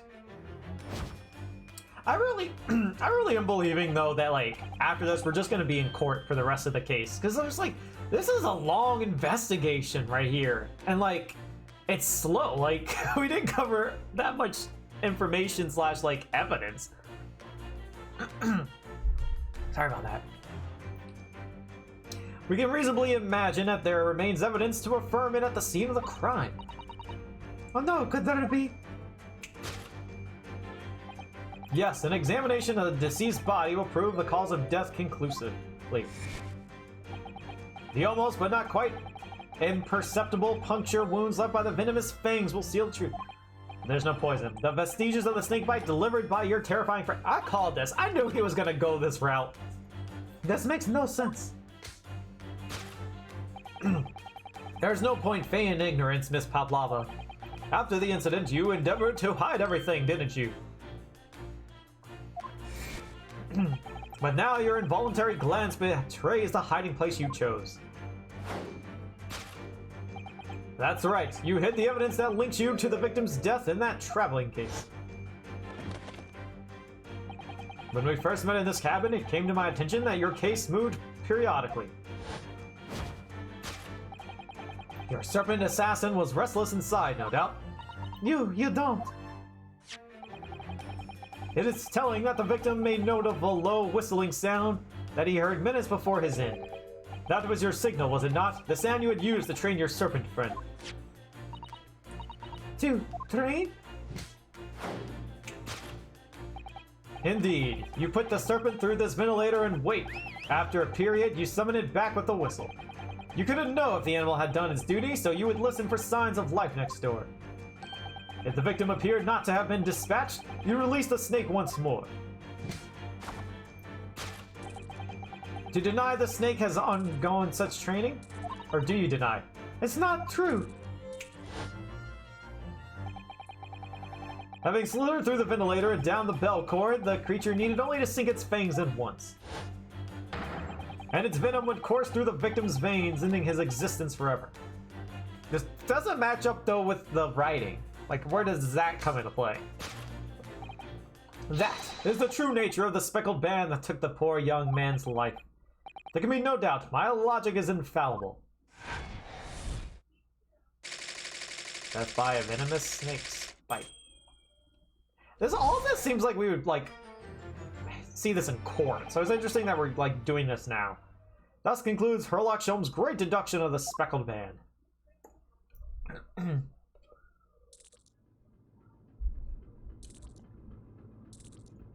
They're all speechless. Miss Pavlova has trained her pet snake as a killing machine. There on the floor, you will observe a saucer of milk. The promise of food is the key to training any creature. Incredible. You solved the mystery. Amazing. Your great detection really lives up to its name. I see now why Herlock Sholmes has been such a household name. My dear man, it was nothing remarkable. As the Russians say, I could have done it with one left hand.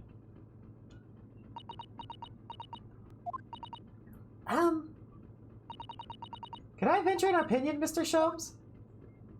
But of course, what's on your mind? It's just about your deductions before. Some things don't quite make sense to me. I welcome questions as to my method, and will answer both loudly and proudly.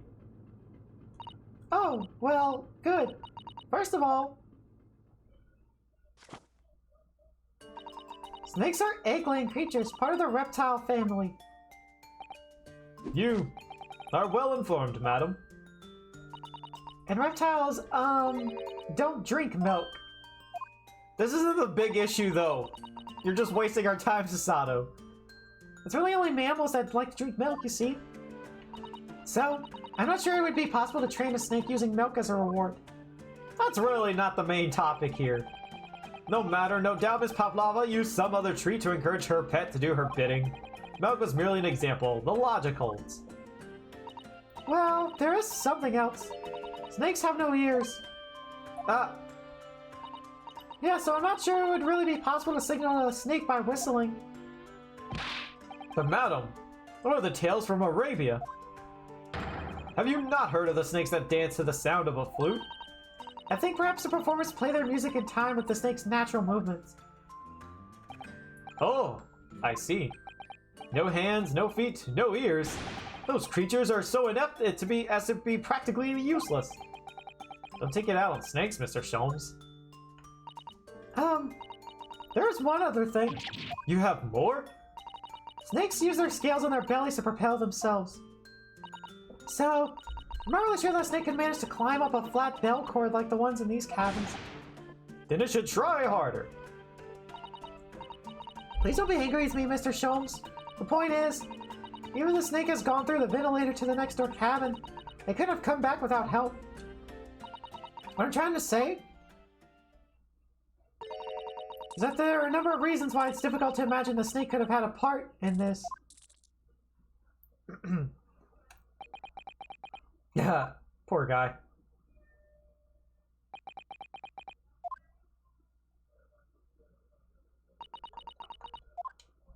Beep, beep, beep, beep, beep, beep, beep, beep. We need to step in and help again, Mr. Naruhodo. I know, you don't mean... Yes, we need to modify Mr. Sholmes' latest deductions and turn them into the great ones they ought to be. I had a feeling that was coming. Alright, let's give it a try. Just what I was waiting for, Mr. Naruhodo. Yes, right. So cast your eyes down to your wrists again. What? How's he keep doing that? You've done it again. Your handcuffs are gone. Where did they go? Fear not, I shall see they're restored after our work is done. I really wish you'd leave them off. Now, everyone, let us begin. Herlock Sholmes is proud to present his Logic and Reasoning Spectacular. Here we go, baby. We're doing this again. Course correction. Hold it, Mr. Sholmes. Intruder's identity.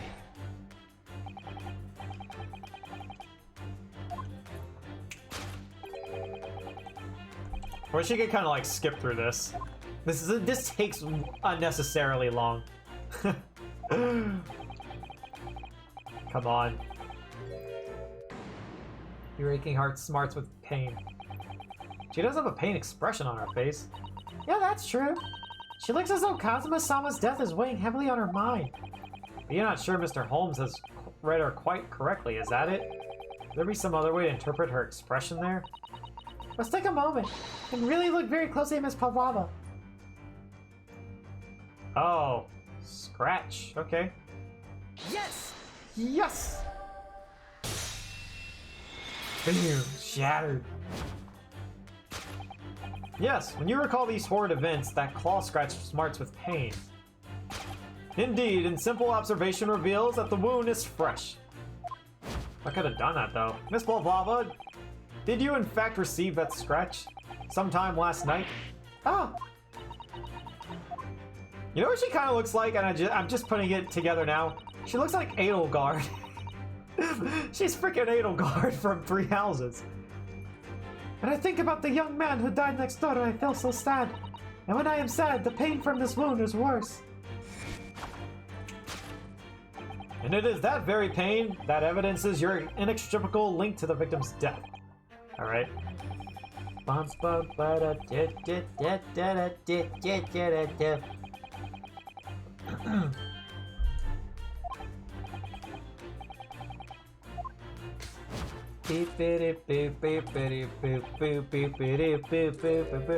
Writing. Seems likely that the scratch mark on the back of Miss Pavlova's hand was made by this friend of hers, doesn't it? Except, snakes don't have claws, do they? Unless he had something sharp in his tail. No, they don't. They don't even have hands or feet on which claws might grow. Well then, if that snake isn't her pet, what is the true identity of this friend of hers? We should follow her gaze, Nara. We should follow her gaze, Naruhodo-san. It's literally the seaman. It's her brother. I'm calling it. Yes! Oh, maybe that wasn't it. Oh no. I didn't realize I'd get penalized for this. I would have been more careful. Whoopsie. Okay, now that I know that I can be punished for this, I'm gonna actually, like, not jump to conclusions. I'm gonna read what they say about stuff. Whoopsie. Well, at least we know it's not him. Okay. Is it a rat? Okay. Oh, hello there. It's a cat. Aha. Yes! Photograph frame. Wait, no! It's the cat! Oh, was I supposed to examine it first? Gosh darn it. Oh no. It's the frame that is your... Oh, come on. That's stupid. You know... Like, there was a similar issue in the first case where I didn't do exactly what I wanted to do, and... okay, that's annoying. That's so annoying. I guess I need to examine it first. Oh, this is annoying. Ah.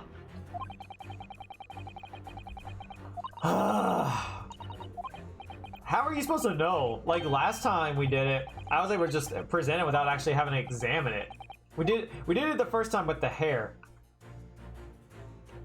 Yes! Alright. Little kitten. Gosh darn it. That makes me mad. Without doubt, your friend is the little kitten we see before us. Yes, the scratch on the back of your hand makes that abundantly clear. Oh no. The whereabouts of this black kitten isn't clear, but what is clear is that you brought the animal with you when you ran away, didn't you? Ah! Bum, bum, bum, bum. Darka is my best friend. I couldn't leave her behind. Darka would appear to be a Russian blue. And yet, that fact leaves us in a quandary. The victim... Oh, okay, calm down there, Snake. I don't even have teeth. Look at that, Snake. The victim's written observation on the night in question of tells of a speckled... Okay. So we could just skip through this. Oh, it's got a bell, too. This specimen's markings do not fit that description in any way. What explanation can we then give, pray? Was that this sight that fell upon the victim's eyes last night? No, don't look at me. This has not. Okay, we already read this. It's probably a scarf then.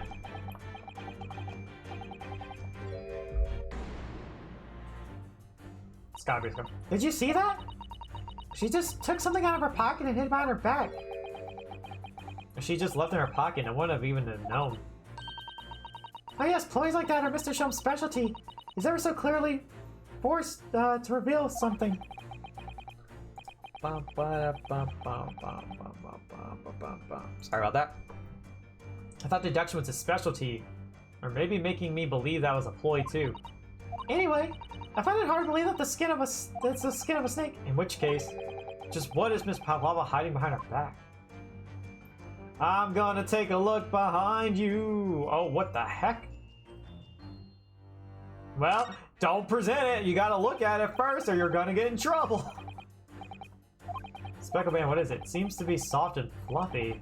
A long piece of cloth of some sort. That looks like a handle at one end. I think maybe a cat's toy. This sort of isn't common in the West, apparently. How's that a toy for cats? Cats like to chase the band around and paw at it. Kids in particular love that sort of play. You only need to wave it in front of them and they're bounce to catch it. Oh, that sounds positively adorable. Cat's toy. Okay. Yes!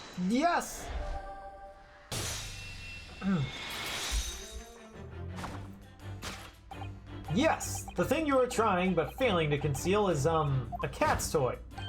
Precisely in the true nature of the now infamous speckled band. Ah! Oh, okay, I see. And it was this toy that you dangled through the ventilator.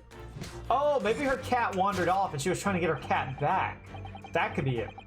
You waved it around, I presume. Naturally, the victim could not fail to notice it. But why? For what reason? My dear boy, there can only be one answer to that. After her feline friend disappeared through the ventilator into the neighboring cabin, Miss Pavlova attempted to use a speckled cat toy to incite the creature to return. Ah! In summary, the nature of this friend of Miss Pavlova's, which last night infiltrated the scene of the crime, is some Russian blue breed of a cat by the name of Darka. Yeah! I mean, you already kind of told us, I don't know why you're surprised. A truly troublesome feline young Darka is proving to be. She must be caged once found. You will forgive us for borrowing the photograph of your pet, Miss Pavlova. Alright. Guess that's gonna be in play later.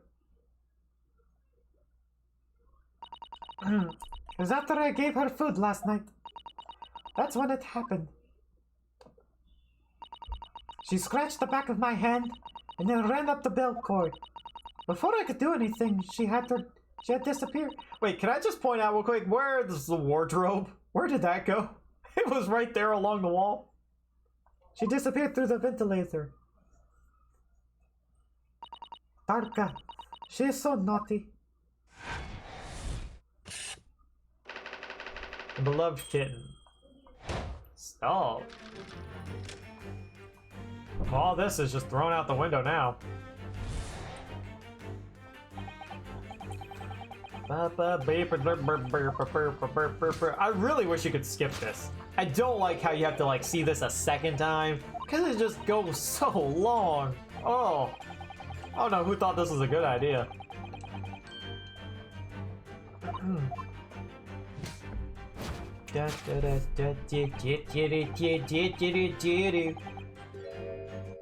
Alright, well, we know that can't be true because it was a cat. There are no signs of a wound anywhere in Kazuma-sama's body. That's right, but Mr. Shom seems to be unaware of one important detail. Kazuma wasn't poisoned. Yeah, it seems so. Let's give him the information he's missing now. Have a look at this. Yes! Yes!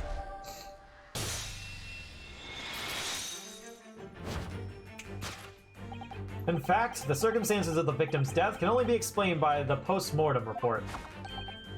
Ah yes, I knew it was one or the other. You didn't know. His neck was...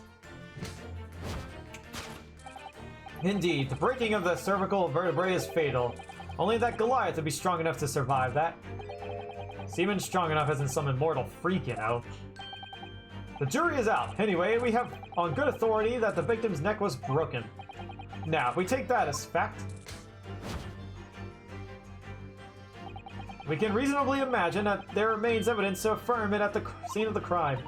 Oh no, could that be? Yes, an examination of the deceased body will prove the cause of death conclusively. How so? Kazuma died because his neck was broken. In other words, he was probably struck by something or someone. Yeah, that's a distinct possibility. As of yet, no weapon has been found, though. Presumably, Darka didn't silently creep up behind Kazuma, dealing him a fatal blow. Can you imagine that? I suppose. It's possible that he had a fall and hit the ground awkwardly. It could have been a terrible act of misfortune that he broke his neck completely by accident. Oh yeah, a bad fall could explain it. It's rather hard to believe a Kazuma-sama, though. He wasn't a clumsy man. Well, we need to fix this deduction somehow. Is there anything from the scene that could explain what happened?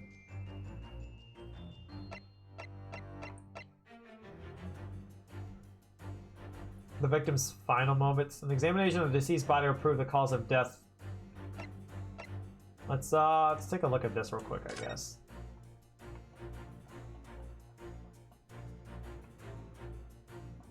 I mean, I'm not really sure what they want me to do here. Okay, I don't think any of that's going to come into play. What about this, though? The cat's bell toy. That's probably what it is. If that was a scuff mark, this is probably a cat's bell.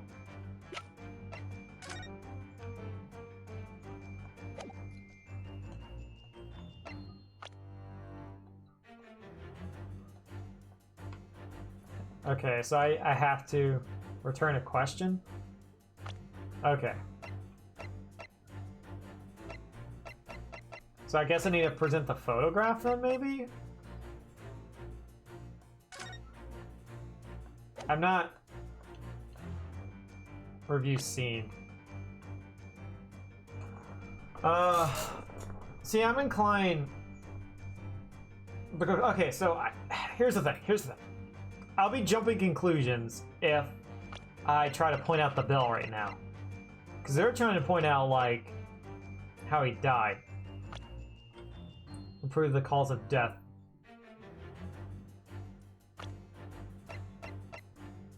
So maybe the crime scene photo.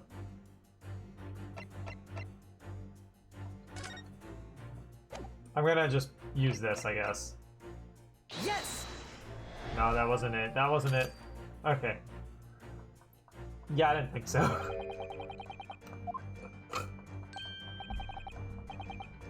Rippy! I find myself never want to have heard it. Okay. Come on.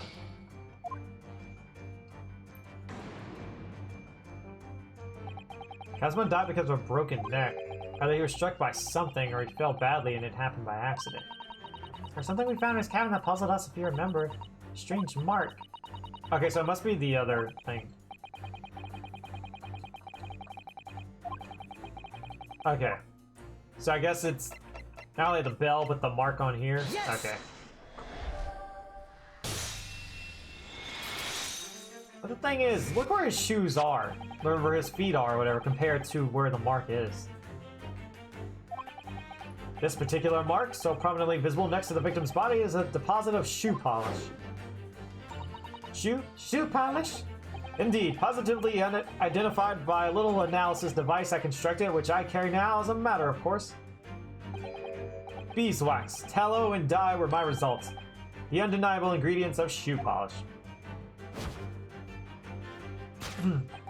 I love how they just, like, transition like that. The color of the polish is a perfect match to the color of Mr. Asogi's laced leather shoes. Looking at this mark, it's not hard to imagine what happened. For some reason, Mr. Asogi must have caught his foot to that point on the floor and tripped. The cat tripped him. Please, no! And by a dreadful turn of misfortune, caught his neck against some immovable object as he fell to the floor. Suffering a fatal blow to the spine, the victim's vertebrae shattered, and in that instant, he lost his life. But he fell on his stomach. I could see if he fell on his back, perhaps. No! Oh. Sorry about that. I don't know. I don't know anything about this. Is that really true, Miss Pavlova? What about the evidence left at the scene where Mr. Asogi lost his life? Yes, the facts are as clear as day to me. You did all you could to conceal this incriminating evidence. But now your involuntary glance betrays the hiding place you chose. Ah. That's right, you hid the evidence that links you to the victim's death in that traveling case. I don't believe it. Kazuma-sama really tripped over and now he's no more? It can't be true. I refuse to accept it. That's hard to believe, but the mark on the floor does seem to suggest or he was dragged. But And if this is part of Mr. Shom's deduction is right, Miss Pavlova is trying to hide some evidence that would prove it. Here in this cabin, somewhere in this direction that she just cast her eyes. where, I wonder? Let's have a go look around. The answer must be here somewhere.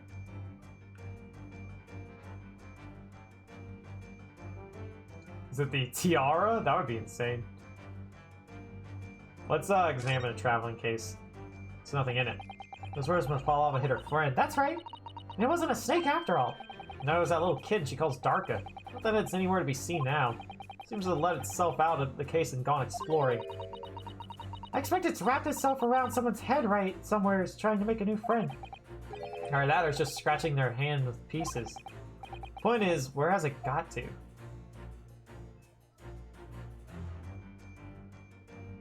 You can't even examine anything else except the tiara. Okay. Ah, somebody appears to have dropped 20,000 rubles here. It hasn't been dropped now, how the sign has been placed. I'm starting to sound like Mr. Shones. Stop trying to sound like the great detective. I don't think it's that either. Yeah, let's look in here. She threw it away. This is a waste paper basket. Perhaps all the first class cabins have them. Didn't we look in this already? I forgot what they said when we tried to look in like the actual like investigating part. Miss Pavlova only started occupying the cabin late last night. Presumably there's not much rubbish in there yet. Oh, what's that? It's a broken piece of glass, isn't it? Yes, it is. I feel like I've seen it somewhere before. If it looks familiar, perhaps it's more than your mind simply playing tricks on you? Okay. Yes! Yes! Boom. That's right, you hit the evidence that links you to the victim's death in that waste paper basket. Ah! Here we have a fragment of some intricate glass object, it would seem. One that has a familiar hair, in fact. Precisely. We found another piece of broken glass on the floor in Mr. Asurgi's cabin. Why didn't she pick that piece up then? And as you can see, the two pieces fit together perfectly. Oh no! So, Miss Pavlova, shall we consider what this tells us? Why would it be that this part of the glass object, which was evidently broken at the scene of the victim's death, should be found in the waste paper basket in your cabin? Duh! You're well acquainted with this glass bell, are you not? I don't. I don't know. And that hushed Russian accent of yours won't save you this time, dear girl. Why? Because we have conclusive evidence linking you to the bell in question. What? Take it away, Mr. Naruhodo. Yes. The evidence linking Miss Pavlova and the little glass bell. That would be the picture. Yes! If you look at this photograph, you can clearly see, hanging from darkest color, the very glass bell in question.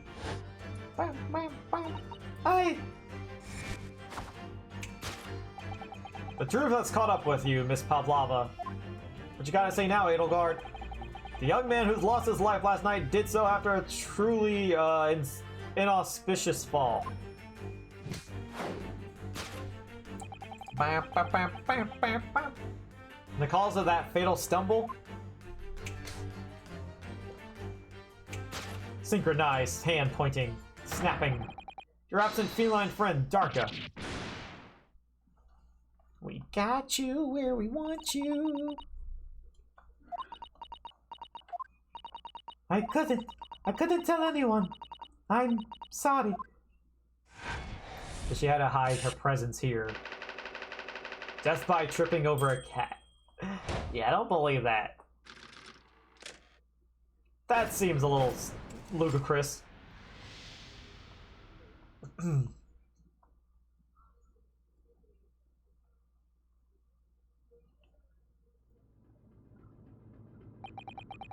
Why don't you tell us now, Miss Pavlova? Tell us exactly what happened last night. It was a little after 1 in the morning. It was so late, but I hadn't had time to feed Darka, so I gave her some food. And then, all of a sudden, she scratched me and jumped out of my hands.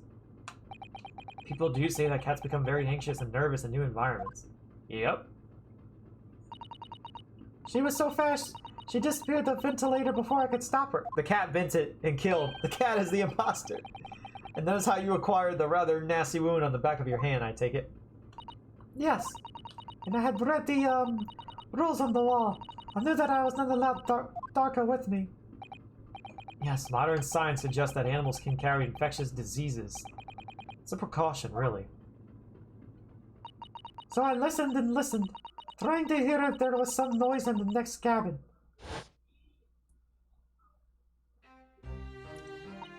It was very quiet, I was sure. If someone was there, he must be sleeping. So at that point, you thought it was safe to try and lure the kitten back again. By dangling the end of the toy through the ventilator and into the adjoining cabin. Darka always loved this toy, but it didn't work. Nothing worked. I tried using her favorite toy. I tried whistling to her softly, but nothing. She didn't return. The faint whistling sound Cosmo wrote about in his diary was Miss Pavlova trying to retrieve her pet. Cats have a propensity to remain hidden in the shadows when frightened. Yes, so there was nothing else I could do. I just had to wait until she had calmed down. But then, Oh, shoot. I'm sure the cat tripped him, but I don't think that's how he died. I nearly passed out with shock. I heard her cry out and then, oh, it was such a dreadful bang. Then afterwards nothing, it was total silence. Oh boy. Cosmo was...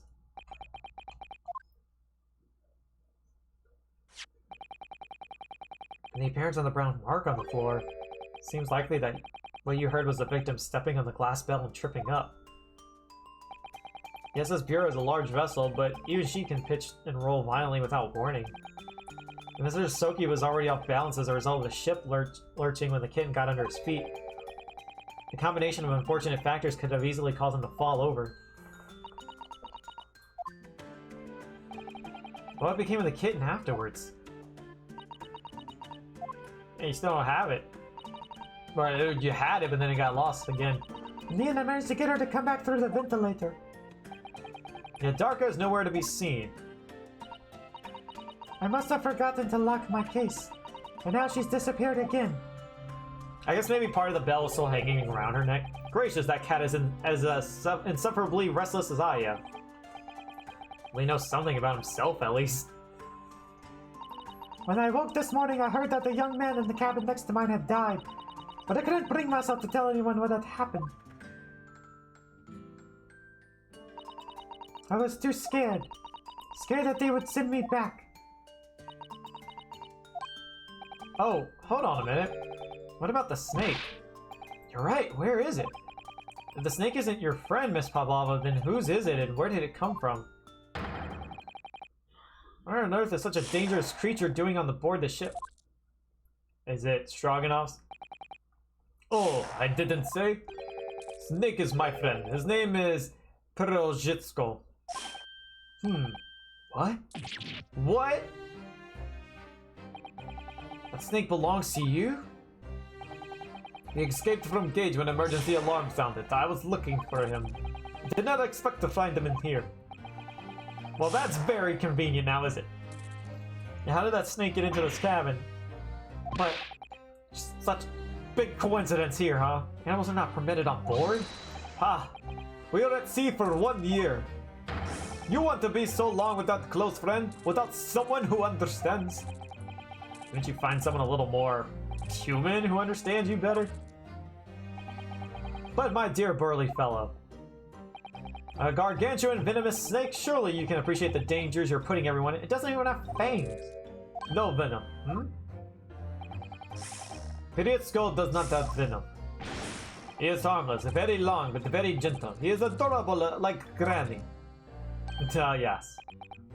Like Babushka. It's venomless? Yes. Now he is hungry, so he is in bad mood. But once I feed him, you will see big smile. And you feed him what? Milk, I suppose? Ha! Like they say they milk chickens? Ridiculous. Snakes that drink milk are only in stupid stories. Priotsko eats mouses. Big fat round mouses. Oh, that's why the mousetrap is outside. Ah, or so, is that what the mousetrap in the passageway out there is for? Of course. How else can I catch my friend's favorite food? So are you implying there's mice aboard this ship? I think it says top of the food chain, like the look in their eyes right now. Are you scared of mice? It refuses to drink milk. It can't hear a whistle, it can't climb up a bell cord, and it's not even venomous? How the deuce did something so inept land a starring role? It's not my fault, I do not make up stories. My Perisco has nothing to do with this incident. Uh-huh. So that's what happened.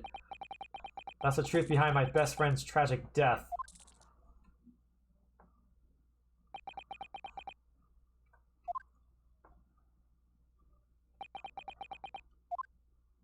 Is this really it? I don't think that's the case.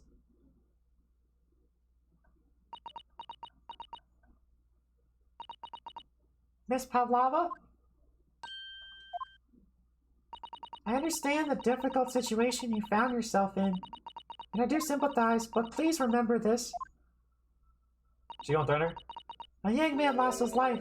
If you're going to attempt to cover up your guilt with lies, then no matter what the circumstances, I cannot forgive you. But What are you talking about, Miss Mikotova? What lies? Miss Pavlova just confessed everything. It was just a series of unfortunate events. like the series. An accident. There's the Baudelaires that they're responsible for it. I'm no great detective like Mr. Sholmes. I don't have a gift for knowing the truth. But even I can say that was not the truth. I wonder if she's gonna be accused for the murder now and we gotta defend her in court. That would be interesting. Don't you agree, Mr. Naruhodo? To be perfectly honest, yes. There's a discrepancy in Miss Pavlova's story, I'm sure of it. I just can't quite put my finger on it. I confess, I was intending to let Scotland Yard deal with any outstanding issues on this matter. Oh? I'm only present here for a very specific reason. The truth is, you, Mr. Naruhodo, are simply a distraction. A distraction? I do hope you've not been finding your shackles too uncomfortable. Yeah, Joy.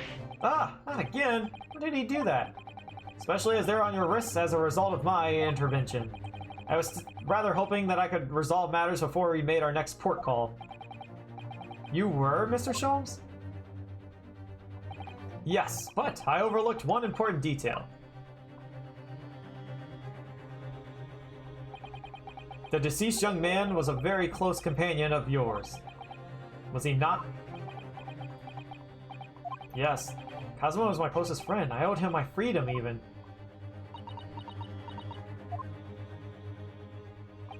In that case, we must follow this to its conclusion. No further distractions. You must uncover the real truth here, Mr. Naruhodo.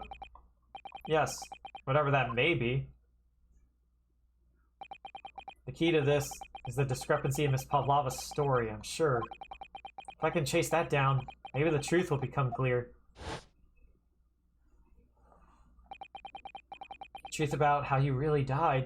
About how that scene in your cabin really came to be. Alright, I'll see what I can do. Excellent. Thank you, Mr. Naruhodo. You got nothing to say, huh? So then, shall we begin? Yes. What shall we ponder first? Is the victim who lost his life in a cabin that was bolted shut from the inside. Was this truly an unfortunate accident? Or was it in fact no accident at all? That is what we must establish in the first instance. Well, the fact that he wrote something means like he could have died instantly. But we already established it, haven't we? The man tripped over the kitten that had climbed into his cabin via the ventilator? Tragic, yes. But still an accident. Wait, let's just take a step back. It doesn't make sense if that's really what happened, does it? I'm gonna have to ask you to spell it out for me, I'm afraid. Yes, it's starting to take shape now. There's a clear contradiction between the facts and Miss Pavlova's story here.